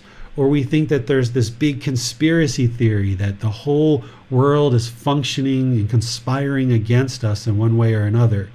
The mind starts getting diluted, and it starts having this wrong understanding and these wrong views of reality because it doesn't understand what it doesn't understand. It doesn't understand these natural laws, and therefore it's confused. It doesn't understand true reality. It has this unknowing of true reality.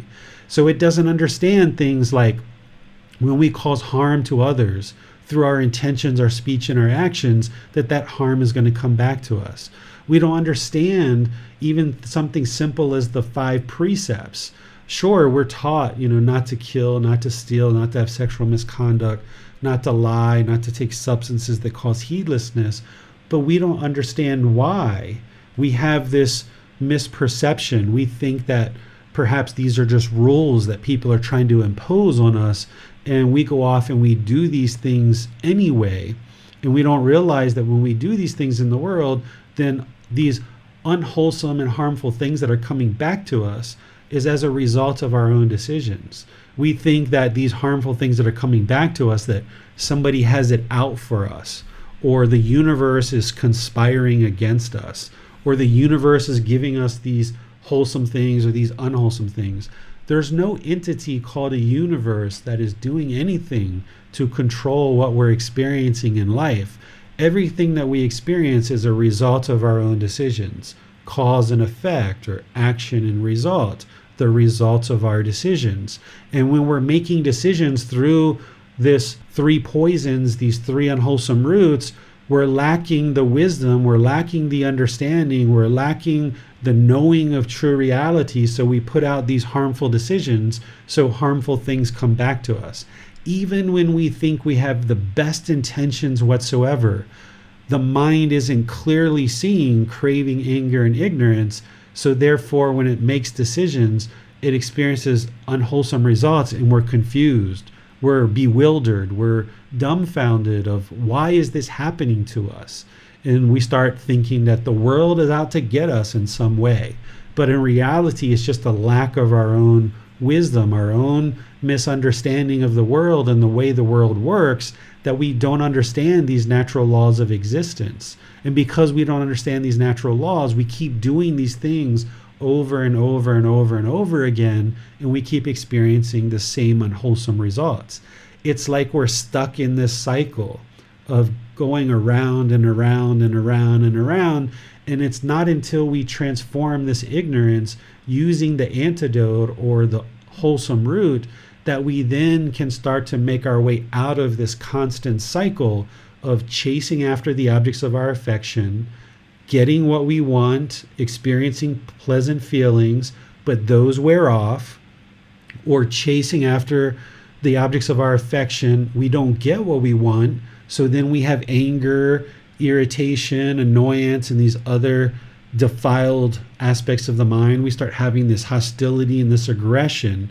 It's not until we understand this whole cycle of how the mind is polluted that we can then transform the mind. So the way out of this ignorance and not knowing how things function, the way out of this delusion and this confusion, not understanding these natural laws of existence, is to acquire wisdom.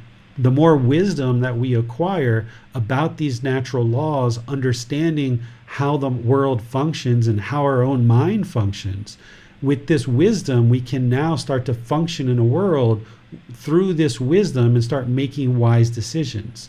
The way that we acquire this wisdom is by investigating the teachings, learning, reflecting, and practicing Gotama Buddha's teachings to acquire wisdom. This is where, through independent verification of the teachings, we eliminate our beliefs. Because with belief, we don't know what's true or false. We're just believing something. We don't know what's actually true or false, so the mind can easily be shaken up when we're just functioning on belief.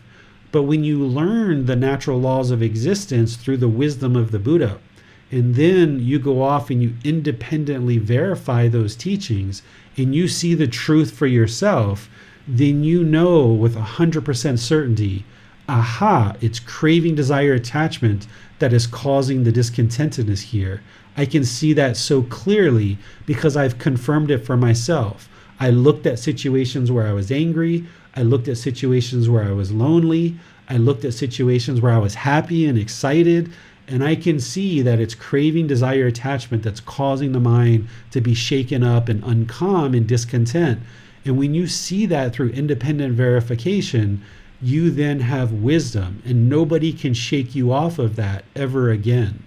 When you see that you're causing your own anger, and this anger is producing unskillful conduct like intention, speech, and actions that are causing harm, and when you speak in certain ways that are harmful things come back to you, When you can see that very clearly, you now have the wisdom and you know the truth that it's your own decisions. It's cause and effect, action and result that is leading to everything you're experiencing in this life. So you need guidance from a teacher to help you understand these truths from a learning perspective. But then you need to go do the work to reflect on those and practice what the teacher's sharing so that you can gain this wisdom through independent verification that what's being shared with you is the truth. So things that you need to learn are things like the three universal truths, the four noble truths, the eightfold path, the five precepts, the Brahma Viharas, the natural law of Gotama, the seven factors of enlightenment, doing extensive meditation training, and elimination of the 10 fetters. These are the core and central teachings of the Buddha that will set you up with a really nice, solid foundation to counteract this ignorance, to dissolve and eliminate this confusion, to get rid of this unknowing of true reality by acquiring wisdom. Because as you're guided through this program and through the resources that I share, you will gain more and more understanding of what these natural laws are. You won't believe them. You'll go off and you'll independently confirm it through reflecting and through practicing. And then when you have the wisdom of how to make more wholesome decisions on your own with your own free will, then you'll see the results in your life are improving because the discontentedness in the mind will gradually diminish. So this ignorance, this unknowing of true reality that we all experience coming into this world with this unknowing of true reality, as long as we have that, we're going to continue to have craving. We're going to continue to chase after the objects of our affection and experiencing discontentedness, pleasant feelings, painful feelings, and neither painful nor pleasant. As long as we have this ignorance, this unknowing of true reality, we're going to continue to experience anger and sadness, frustration, irritation, annoyance, guilt, shame, fear, and all the other feelings that we experience that are very painful.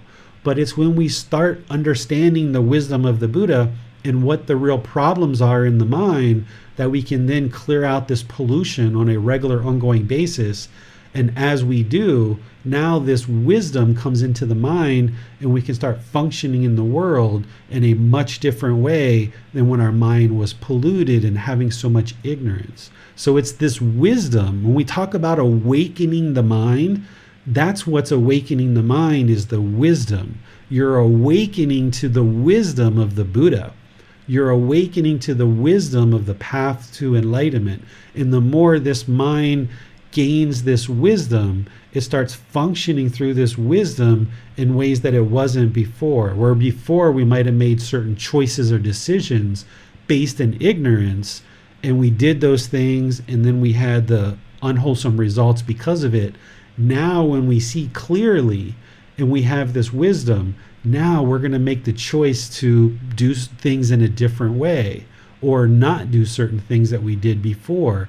And now with an improved decisions on our part based on this wisdom, now the results that we experience in life are going to be improved. So using the example Amina gave, she's really great for asking questions early in class, and then we can use it all the way through the class, is if you understand that holding on and craving for the world to be a certain way and wanting the world to be a certain way is what's causing the mind sadness. It's creating some discontentedness, some anger, maybe even some frustration or resentment. Then when you have the wisdom that that's what the mind's doing, the next time you pick up the paper, the next time you view some news, you need to tell yourself before you even pick up the paper, you're not going to agree with everything that you read in the paper. You're not going to agree with everything that you see in the news. And while you don't agree with it, doesn't mean you have to become sad because of it. It's just impermanence. You disagree with the court's decision, but that doesn't mean you have to be sad because of it. That's just impermanence. You might disagree with something that you see in the newspaper on the news, but it doesn't mean you have to become angry or frustrated or irritated or annoyed or anything like that. It's just impermanence. So even before you pick up something like a newspaper or watch the news, if you know that those things have shaken up your mind before, then you should get to the point where before you even pick them up, that you just tell the mind, you're not going to agree with everything you see here. So when you read this paper, just stay calm and just take it in as information of what's happening in the world, that you're not going to agree with everything. So if you have this wisdom that all these things are impermanent and you're not going to agree with everything you read in the paper, now you can read the paper or watch the news with a different mindset, knowing ahead of time full well that you're not going to agree with everything that you see. But if the mind craves or clings to its perceptions, wanting things to be a certain way, now as soon as it sees something it disagrees with, there it is. Now the mind's angry. Now it's irritated. Now it's frustrated. Now it's uncalm. Now it's shaken up because it doesn't like this impermanence. So gaining this wisdom of the Buddhist teachings, we can now start to liberate the mind from all of the pollutions of craving, anger, and these 10 fetters as well. With this wisdom of the Buddhist teachings, we can now transform and eradicate all the pollution that we see in the mind, so that now we can experience this brightness or this brilliance coming through the mind. So just to kind of summarize this and then give you guys a chance for some questions, is these 3 poisons or these 3 unwholesome roots, these 3 fires, are craving, anger, and ignorance, or this unknowing of true reality. We also refer to it as greed, hatred, and delusion, or desire, ill will, and confusion. There's these antidotes or these remedies or these 3 wholesome roots that you're working towards practicing, along with the meditations of breathing mindfulness meditation and loving kindness meditation.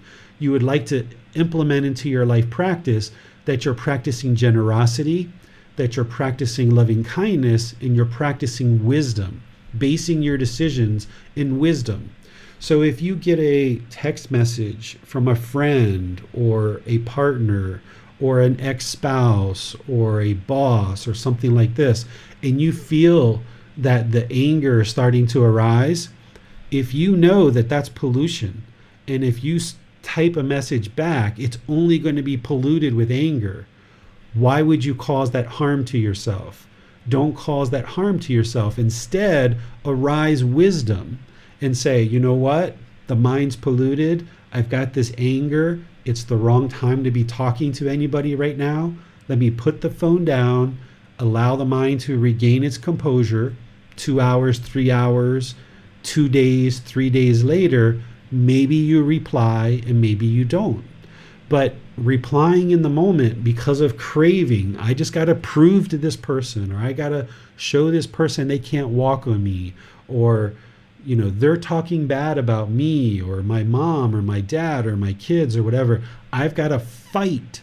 As long as you keep the fight going, the fight's going to keep going. But it's not until you arise wisdom and you're like, hold on a second, let me pause, let me put this phone down, or let me exit this conversation, let me regain composure so that I can now function without craving, anger, and ignorance. Because as long as you're functioning through craving, anger, and ignorance, it's going to produce unwholesome results. So in addition to training the mind and gradually working to eliminate craving, anger, and ignorance with meditation, you should be looking for ways to arise generosity, arise loving kindness, and arise wisdom. This is what's going to eliminate and eradicate these 3 unwholesome roots, making sure that all your decisions are based in the 3 wholesome roots. And over time, this is going to gradually eliminate the discontentedness in the mind, all the suffering that you're causing your own self and putting harm out into the world. Now, all that harm that you're putting out into the world has been transformed. You're no longer putting out craving, anger, and ignorance in the world. You're putting out generosity, loving kindness, and wisdom. And now you're no longer going to experience the unwholesome results. Slowly but surely, as you burn off these unwholesome things from decisions that you've made in the past, more and more you're going to get wholesome decision after wholesome decision after wholesome decision. And now you'll experience life will become more peaceful and more calm. And over time, as you train the mind more and more, the mind will permanently reside in this enlightened mental state where it's peaceful, calm, serene, and content with joy, because now you fully understand these natural laws of existence. As you train on this path further and further, and you get more and more skilled at making decisions through these natural laws of existence, you will not struggle and have difficulties trying to figure out what to do in life anymore, because you already know the answer. You already will know how to practice and function through these natural laws. Where before you were functioning through craving, anger, and ignorance, more and more you will become skilled at functioning through generosity, loving kindness, and wisdom. And now your decisions will become more easy for you. And you'll see that it becomes first nature. Where initially, as you're learning for however long period of time, it's very challenging to get out of the darkness and move towards the light. It almost feels like you're walking through the mud, and it's a real struggle to move the mind from where it is now to this enlightened mental state. But as you walk forward, it becomes first nature that you can just effortlessly function through these natural laws, because you now understand them. You have the wisdom. You've seen the truth for yourself. You independently verified the teachings, that now you know with 100% certainty how to function with these natural laws, because you've been doing it for a year or 2 or 3 or however long you're progressing on this path. But it will become to the point where functioning and making decisions through these natural laws becomes first nature for you.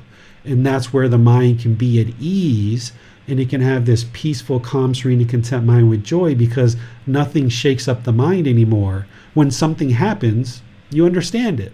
So using Amina's example, if there's a certain court case that you disagree with, rather than being shaken up by that disagreement, you just recognize, like, okay, of course it didn't happen the way I thought it was, because that was impermanence. Things aren't always going to happen the way that I think they're going to happen. And this person, if they were guilty, but they were proven not guilty in this imperfect law of humanity's laws, well, they can't escape their unwholesome decisions. They're going to experience the results of that. So the mind won't be shaken up by a not guilty verdict, or even a guilty verdict. If you thought somebody should be not guilty, it's not going to be shaken up, because you recognize that the world isn't going to function the way you want it to function. The world isn't going to conduct itself based on the way you want it to happen. It's going to function based on these natural laws. And these natural laws, when you don't understand them and things are happening in the world around you, the mind can be frustrated, irritated, it can struggle and have difficulties. But when you can look out at the world and you can see clearly that everything is happening based on these natural laws, and you understand what those natural laws are, then you can understand every single thing that happens in the world. And there's nothing that will confuse you. This confusion has been eliminated, because you now have wisdom. And this wisdom of these natural laws explains everything that's happening in the world around you. So nothing will shake up your mind at that point. The mind will be enlightened, peaceful, calm, serene, and content with joy. But this, of course, takes time. It's gradual training, gradual practice, and gradual progress, that you'll gradually see the mind moving closer and closer to this enlightened mental state as the discontentedness slowly diminishes. So let me pause here. This is everything that I had to share with you guys for today, and see what questions you guys have on any of these 3 poisons, particularly the one around ignorance, since I didn't pause for that one. Well, it seems that to eradicate the poison of ignorance, there are a lot of questions that need to be answered before one may step in and start practicing or walking the path. What do you suggest for this situation? You actually can't do what you just described, Bassam. This isn't possible. The Buddha gave a simile on this. He talked about a individual who shot with a poisonous arrow. And when this poisonous arrow went into his body, the villagers ran and they got a surgeon. And they brought the surgeon to the person. And the surgeon's like, okay, I can take this poisonous arrow out of your body and save your life, essentially. And the person says, hold on, doctor. before you take out this poisonous arrow out of the body, I would like you to tell me the person who shot me with the arrow. I would like to know, what kind of hair do they have? What kind of skin color do they have? What ethnicity are they from? I would also like you to tell me this arrow that was shot into me. What is the stem made out of? Is it made out of this material or that material? What are the feathers of the arrow made out of? Is it from this bird or that bird or this bird or that bird? And then I also would like to know about the bow. Was the bone made out of natural wood? Was it made out of bone? Tell me what the bow is made out of. And then tell me, what is the string of the bow made out of? Give me all this information. And once you collect all this information and you tell me the answers to all these things, then I will let you take this poisonous arrow out of my body. Of course, I'm paraphrasing. The Buddha said it much more eloquently.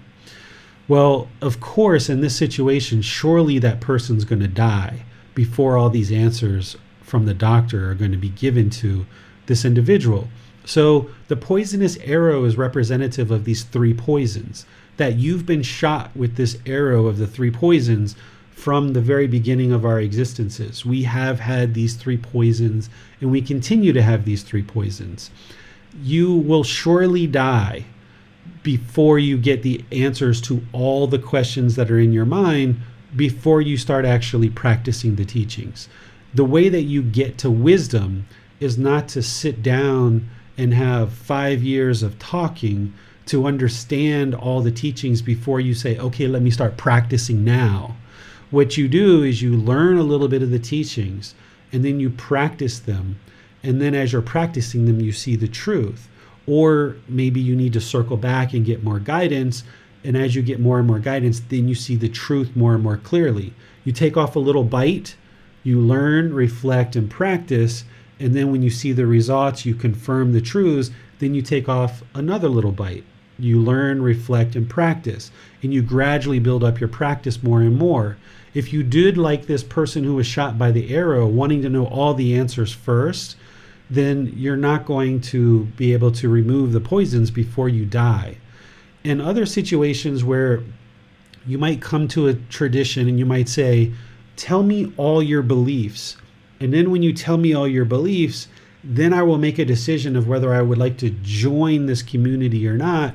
And then I will believe the same things you believe. This is not what the Buddhist teachings are doing. Instead, the Buddhist teachings are this path to enlightenment of all these truths and all these natural laws. And you gradually, slowly, but surely, you learn each individual aspect of the natural laws. Things like the three universal truths, the Four Noble Truths, the Eightfold Path, and so on. And as you learn each one of these individually, you learn them, you don't believe them, you reflect on them and you practice.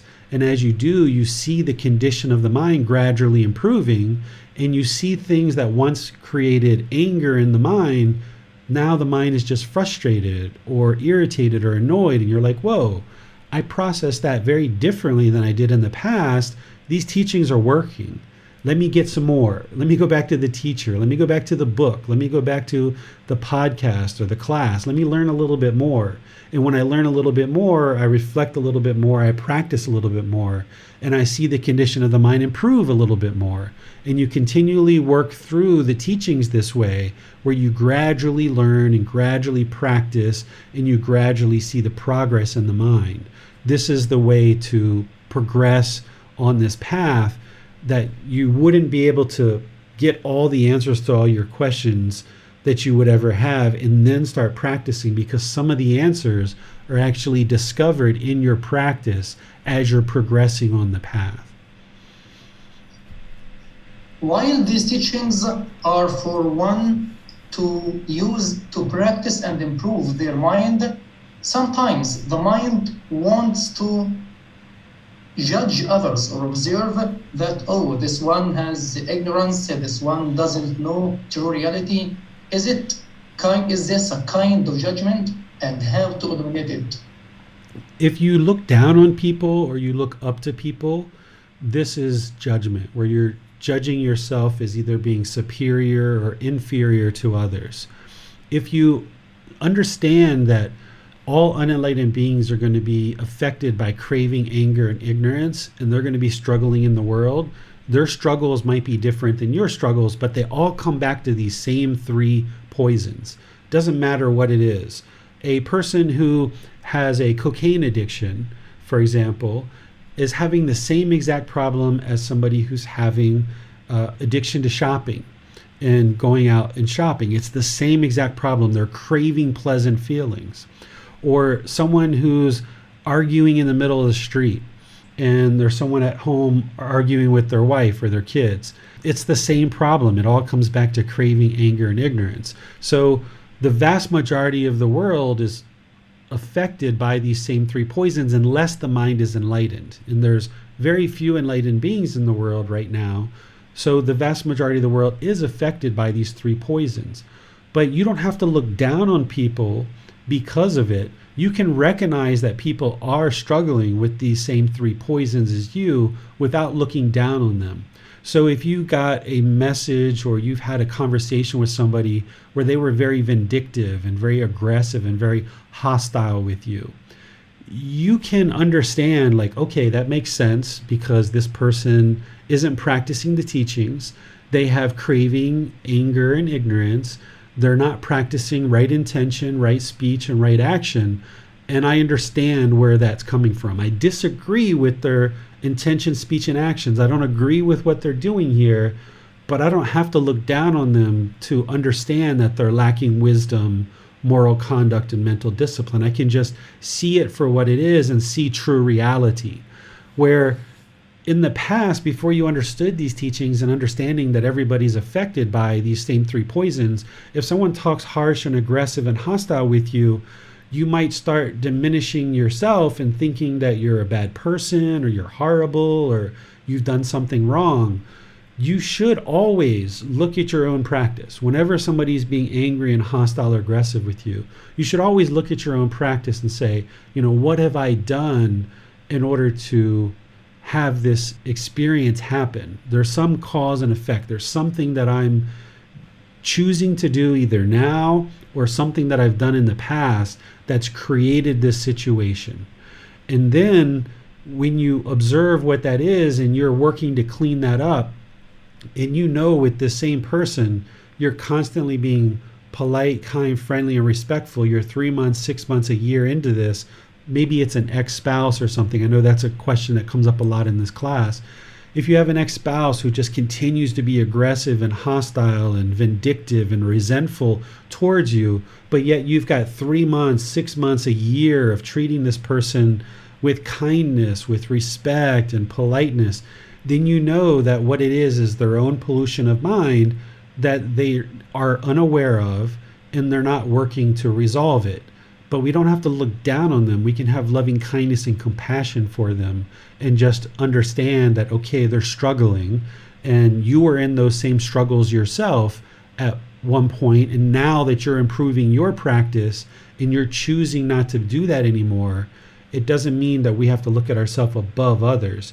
We just recognize that this person is lacking wisdom, moral conduct, and mental discipline. Their mind is still affected by these three poisons, but I will just have compassion and loving kindness for them. Well, let's go to Nectar. Yes, teacher. Going back to Amina, she has a follow-up statement to share.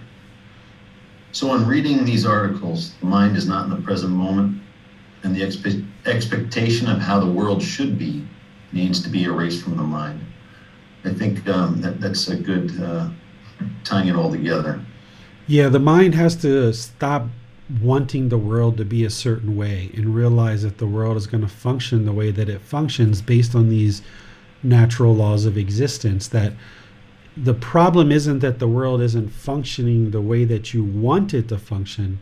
The problem is that you want the want. That's the problem. The world's functioning the way that it's always functioned through these natural laws of existence.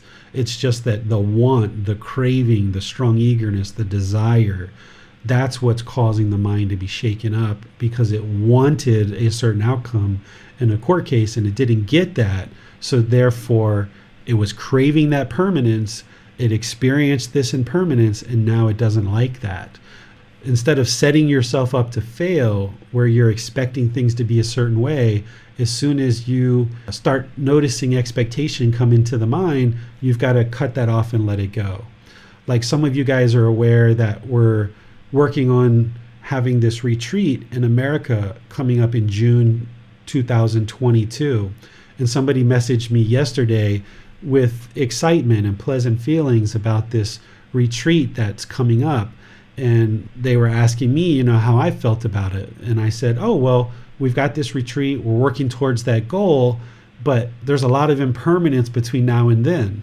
So while everybody's working towards the goal to potentially have this retreat, my mind already knows that this retreat may or may not happen, right? So with all indications, everything that we're all working towards is, we're working towards having this retreat, and I'm going to go to America and actually teach you guys and share these teachings with you in person, and actually a lot of teachings that I don't share here in this program. But who knows what may happen between now and then. Regardless, if we're all functioning with this generosity, this loving kindness, and this wisdom, then we should see wholesome results as a result of it. As long as we're functioning through the Eightfold Path, we should all see results headed in that direction.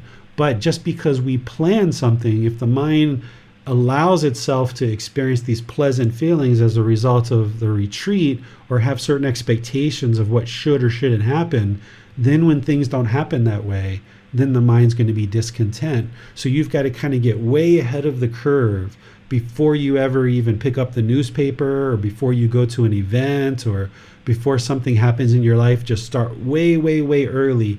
Don't ever let the mind have any kind of craving, desire, attachments, expectations, or wants. Just realize that, okay, we're working towards this goal. Everybody's putting their best effort towards the goal, and we will help to ensure that we accomplish the goals that we're working towards. But there's going to be certain situations in life where we don't accomplish the things that we set out to accomplish, and that's okay. That's just impermanence. So we've got to train the mind to not run away with itself into these pleasant feelings and get deluded. But as soon as we observe with mindfulness, that awareness of mind, that the mind's not in the middle and it's having these pleasant feelings or these painful feelings, cut that off and bring it back to the middle and just reside content, being satisfied with what is. So, Teacher David, not just court cases and being disappointed with the outcome, or longing for the retreat in the future, and if that didn't happen, being upset about it. But it seems that these same three poisons it's the root cause of everything. Not just a retreat, not just a court case, but anytime the mind is discontent, it all comes back to these three poisons. Is that true? Yes, everything comes back to these same three poisons. When the mind's discontent. But even let's look at like global conflict and global war, right? One country is functioning one way, another country is functioning another way. The leaders in those countries, they're affected with craving, anger, and ignorance too. And one leader in one country doesn't like the way another leader in another country is doing things. And now they might use economic means to try to force them to do and make certain decisions. And if that doesn't work, then maybe they send soldiers in war to go fight and kill in order to get this other country to function in the way that this other country wants. So everything that we see happening in the world is happening because of craving, anger, and ignorance. And when we put craving, anger, and ignorance in the world, because of this natural law of Gotama, then there's going to be unwholesome results because of it. But when we function through the three wholesome roots of generosity, loving kindness, and wisdom, then that's when we see wholesome results. So back to this retreat, that's why we're not charging a price. There's no cost for this retreat. We're being generous. We're saying, hey, anybody can come. You're all welcome to come. But with wisdom, in order for us to have this retreat, there needs to be some financial aspect to it in order to allow us to pay for the room, to rent, to host the event, for me to fly to America, and for other things like this. We need to apply some wisdom here, but we can do that through generosity. So by setting up a retreat, for example, out of generosity, where there's no cost, there's no profit, there's nobody who's wanting to make money off of this retreat. We're doing it through generosity and loving kindness, but then we're applying some wisdom and saying, well, how can we allow other people to practice generosity and loving kindness as well, and kind of remove this hurdle of, okay, everybody has to pay $800 to come to this retreat, because, we wouldn't feel comfortable with that, and that would be more money than we would actually need in order to execute the retreat. So we've just kind of consolidated the bare bones expenses and said, okay, this is all it takes in order to host this retreat.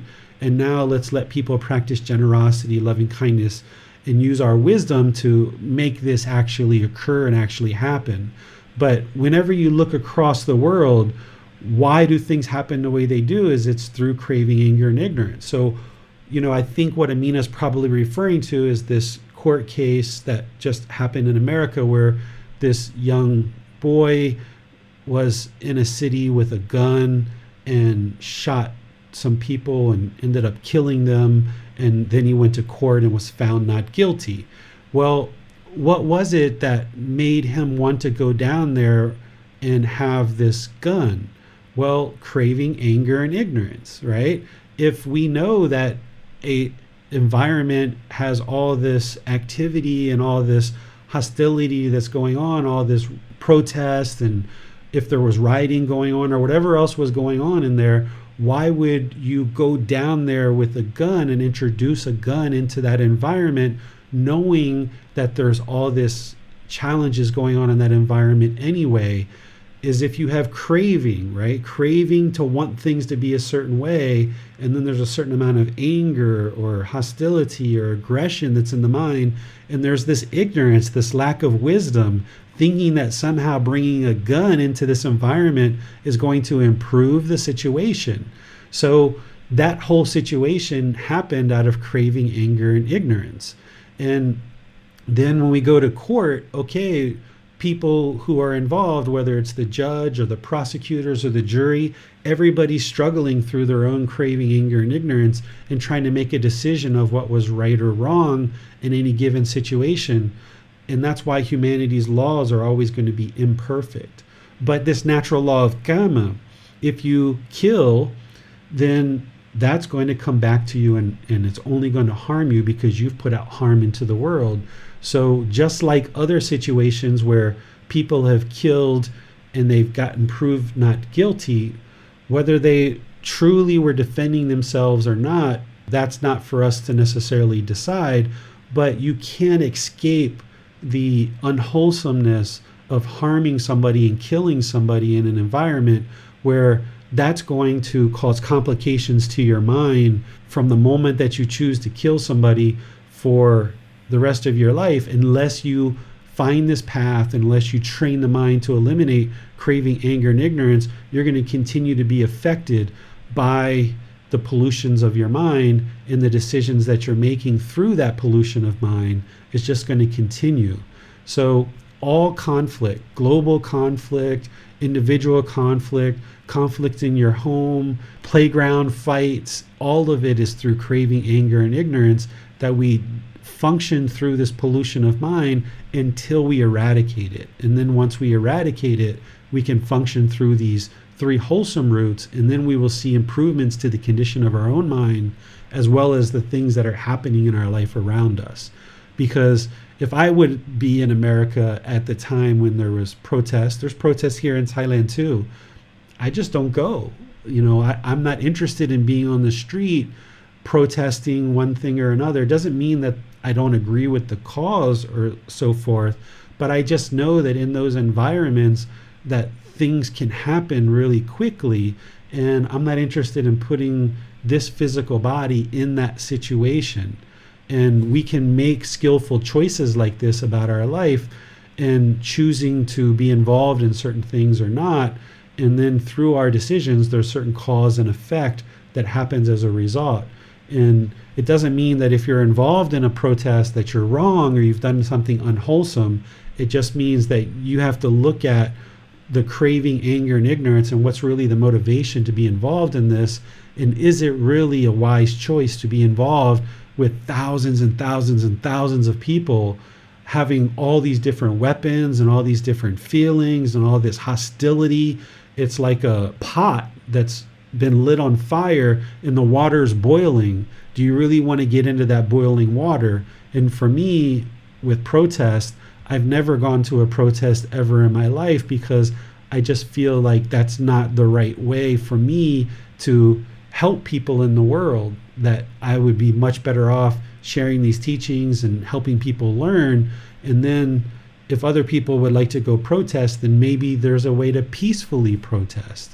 And there's a way to help people see more clearly through peaceful means, like what Martin Luther King Jr. did. He did a lot of peaceful protesting. And this is one of the reasons why his protests were so successful and his movement was so successful in bringing more civil rights into the world, is because he did it peacefully, very, very peacefully. And that's why it had the impact and the results that it had. So everything in the world that we can observe happens, it's all going to come back to these three poisons. If it's unwholesome, it's all going to come back to these three poisons in one fashion or another. So, teacher, in summary, would you say a key to success or wholesome outcomes would be, in any situation, try to always respond with generosity, loving kindness, and wisdom, even with, say, an ex-spouse, someone you have like history with, like where it's normally you wouldn't want to be generous, you should be generous anyway? If those are the three keys, would you say that's true? Yes, you should always be functioning through these three wholesome roots. And just like we talked about the unenlightened mind not wanting to meditate, it's not going to want to practice generosity, loving kindness, and wisdom. It's going to have this wall. That's what aversion is. When we push people out of our life, we erect this wall between us and them. But what we've got to do is we got to break through this wall. And we got to realize that as long as we allow the mind to stay defiled, polluted, and tainted with craving, anger, and ignorance, we're going to keep experiencing the same unwholesome results. It's not until we change our decisions and improve our conduct that we're going to see improved results. So we should always be looking to break through these walls that we've erected around us, where with an ex-spouse or something, we don't want to practice certain things. Now, there's certain periods of time where you might decide to not talk to an ex-spouse. If their mind is really heavily polluted, you might choose to break contact and just take things down to a minimum and just have minimal contact with that person. So practicing generosity, loving kindness, and wisdom doesn't mean you run out on the street and you just, willfully practice in such a way that you think everyone else is going to practice in that same way. So if you're working with somebody like an ex-spouse whose mind is heavily defiled, you should try to find ways that you practice generosity, loving kindness, and wisdom. But part of that wisdom might be, you know what, for the next 3 months, 6 months, a year, let me just bring things down to minimal contact. And that's kind of the best way in this particular situation. But that decision isn't necessarily permanent. As they start working on their mind, perhaps, and things start to improve a bit, and your mind becomes more confident and more strong, maybe you will decide to increase your communication a little bit. So don't feel like this generosity, loving kindness, and wisdom is untempered and it's like a fire hose just spraying water everywhere. Generosity, loving kindness, and wisdom. You've also, part of that wisdom needs to be discernment. That discernment, that wise decision making, is based in wisdom. And in some cases, you might need to just minimize contact, or you might actually need to move on and beyond a relationship.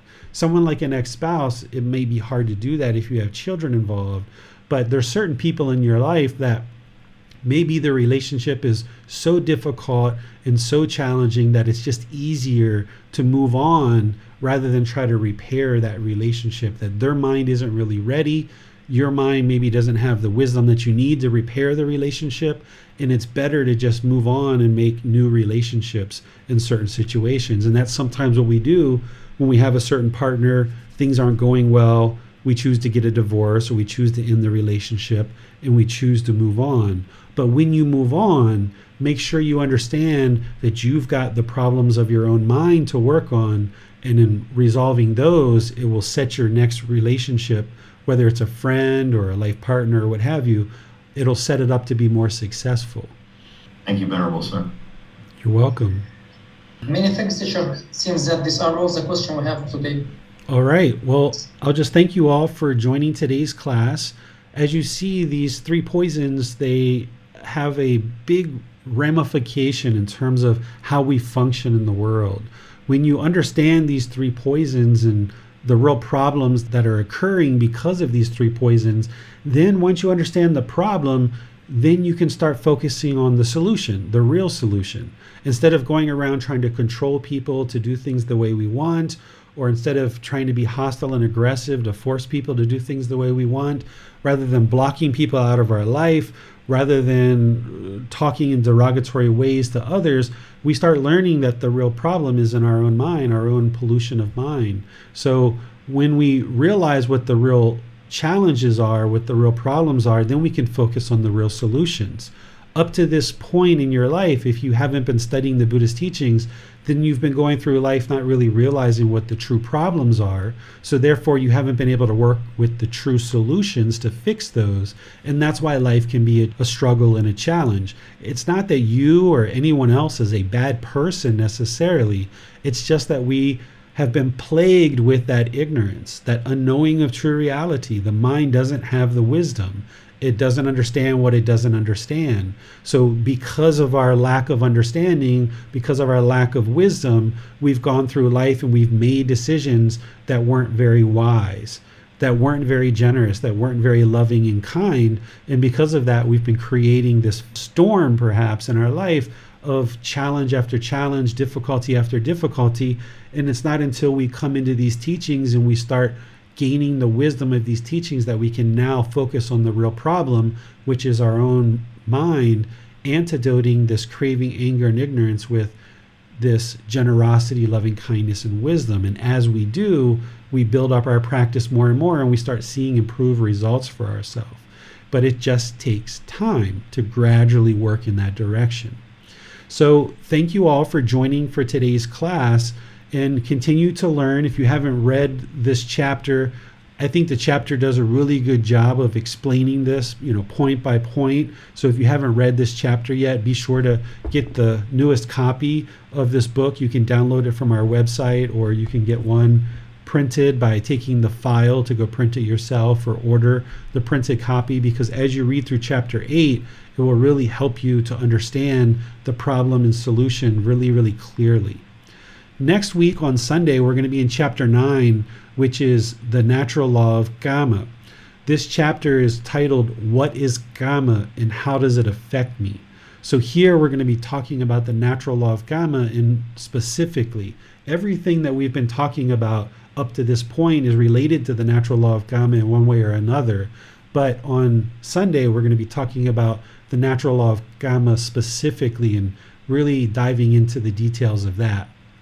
This Wednesday is our 4th class in a 4-part series of learning Buddhist chanting. So if you would like to participate in that, just come on Wednesday, and we're going to be doing some chanting and some meditation together. And then the following Wednesday, which is a week and a half from now, we're going to be doing breathing mindfulness meditation. And the following Wednesday after that, we'll be doing loving kindness meditation. So we're going to be alternating breathing mindfulness meditation and loving kindness meditation every Wednesday. Because as you see now, this is a major component of the practice, and you should be doing this on your own as part of your own practice, but also doing it as part of your community can be encouraging and motivating to come together each Wednesday and doing some meditation together. And those are also times where you can ask questions about things that you're observing in your practice and how to apply these teachings in your day-to-day life. So thank you all for your questions, your participation. Thank you to the moderators for having the questions come in and asking those questions. I appreciate everybody's effort and support to see these teachings continue to be shared in the world. I'll see you either next Sunday or perhaps this Wednesday, maybe even both. Have a lovely rest of your day. Sawadee ka. Thank you for listening to this podcast. To provide support for this podcast, visit patreon.com/support Buddha. To access more teachings, visit buddhadailywisdom.com. There, you will discover a full range of courses, retreats, and online resources to assist you on the path to enlightenment. Remember to establish a daily, consistent meditation practice, along with learning and practicing these teachings. A well-developed meditation practice is the foundation in which to train the mind to attain enlightenment.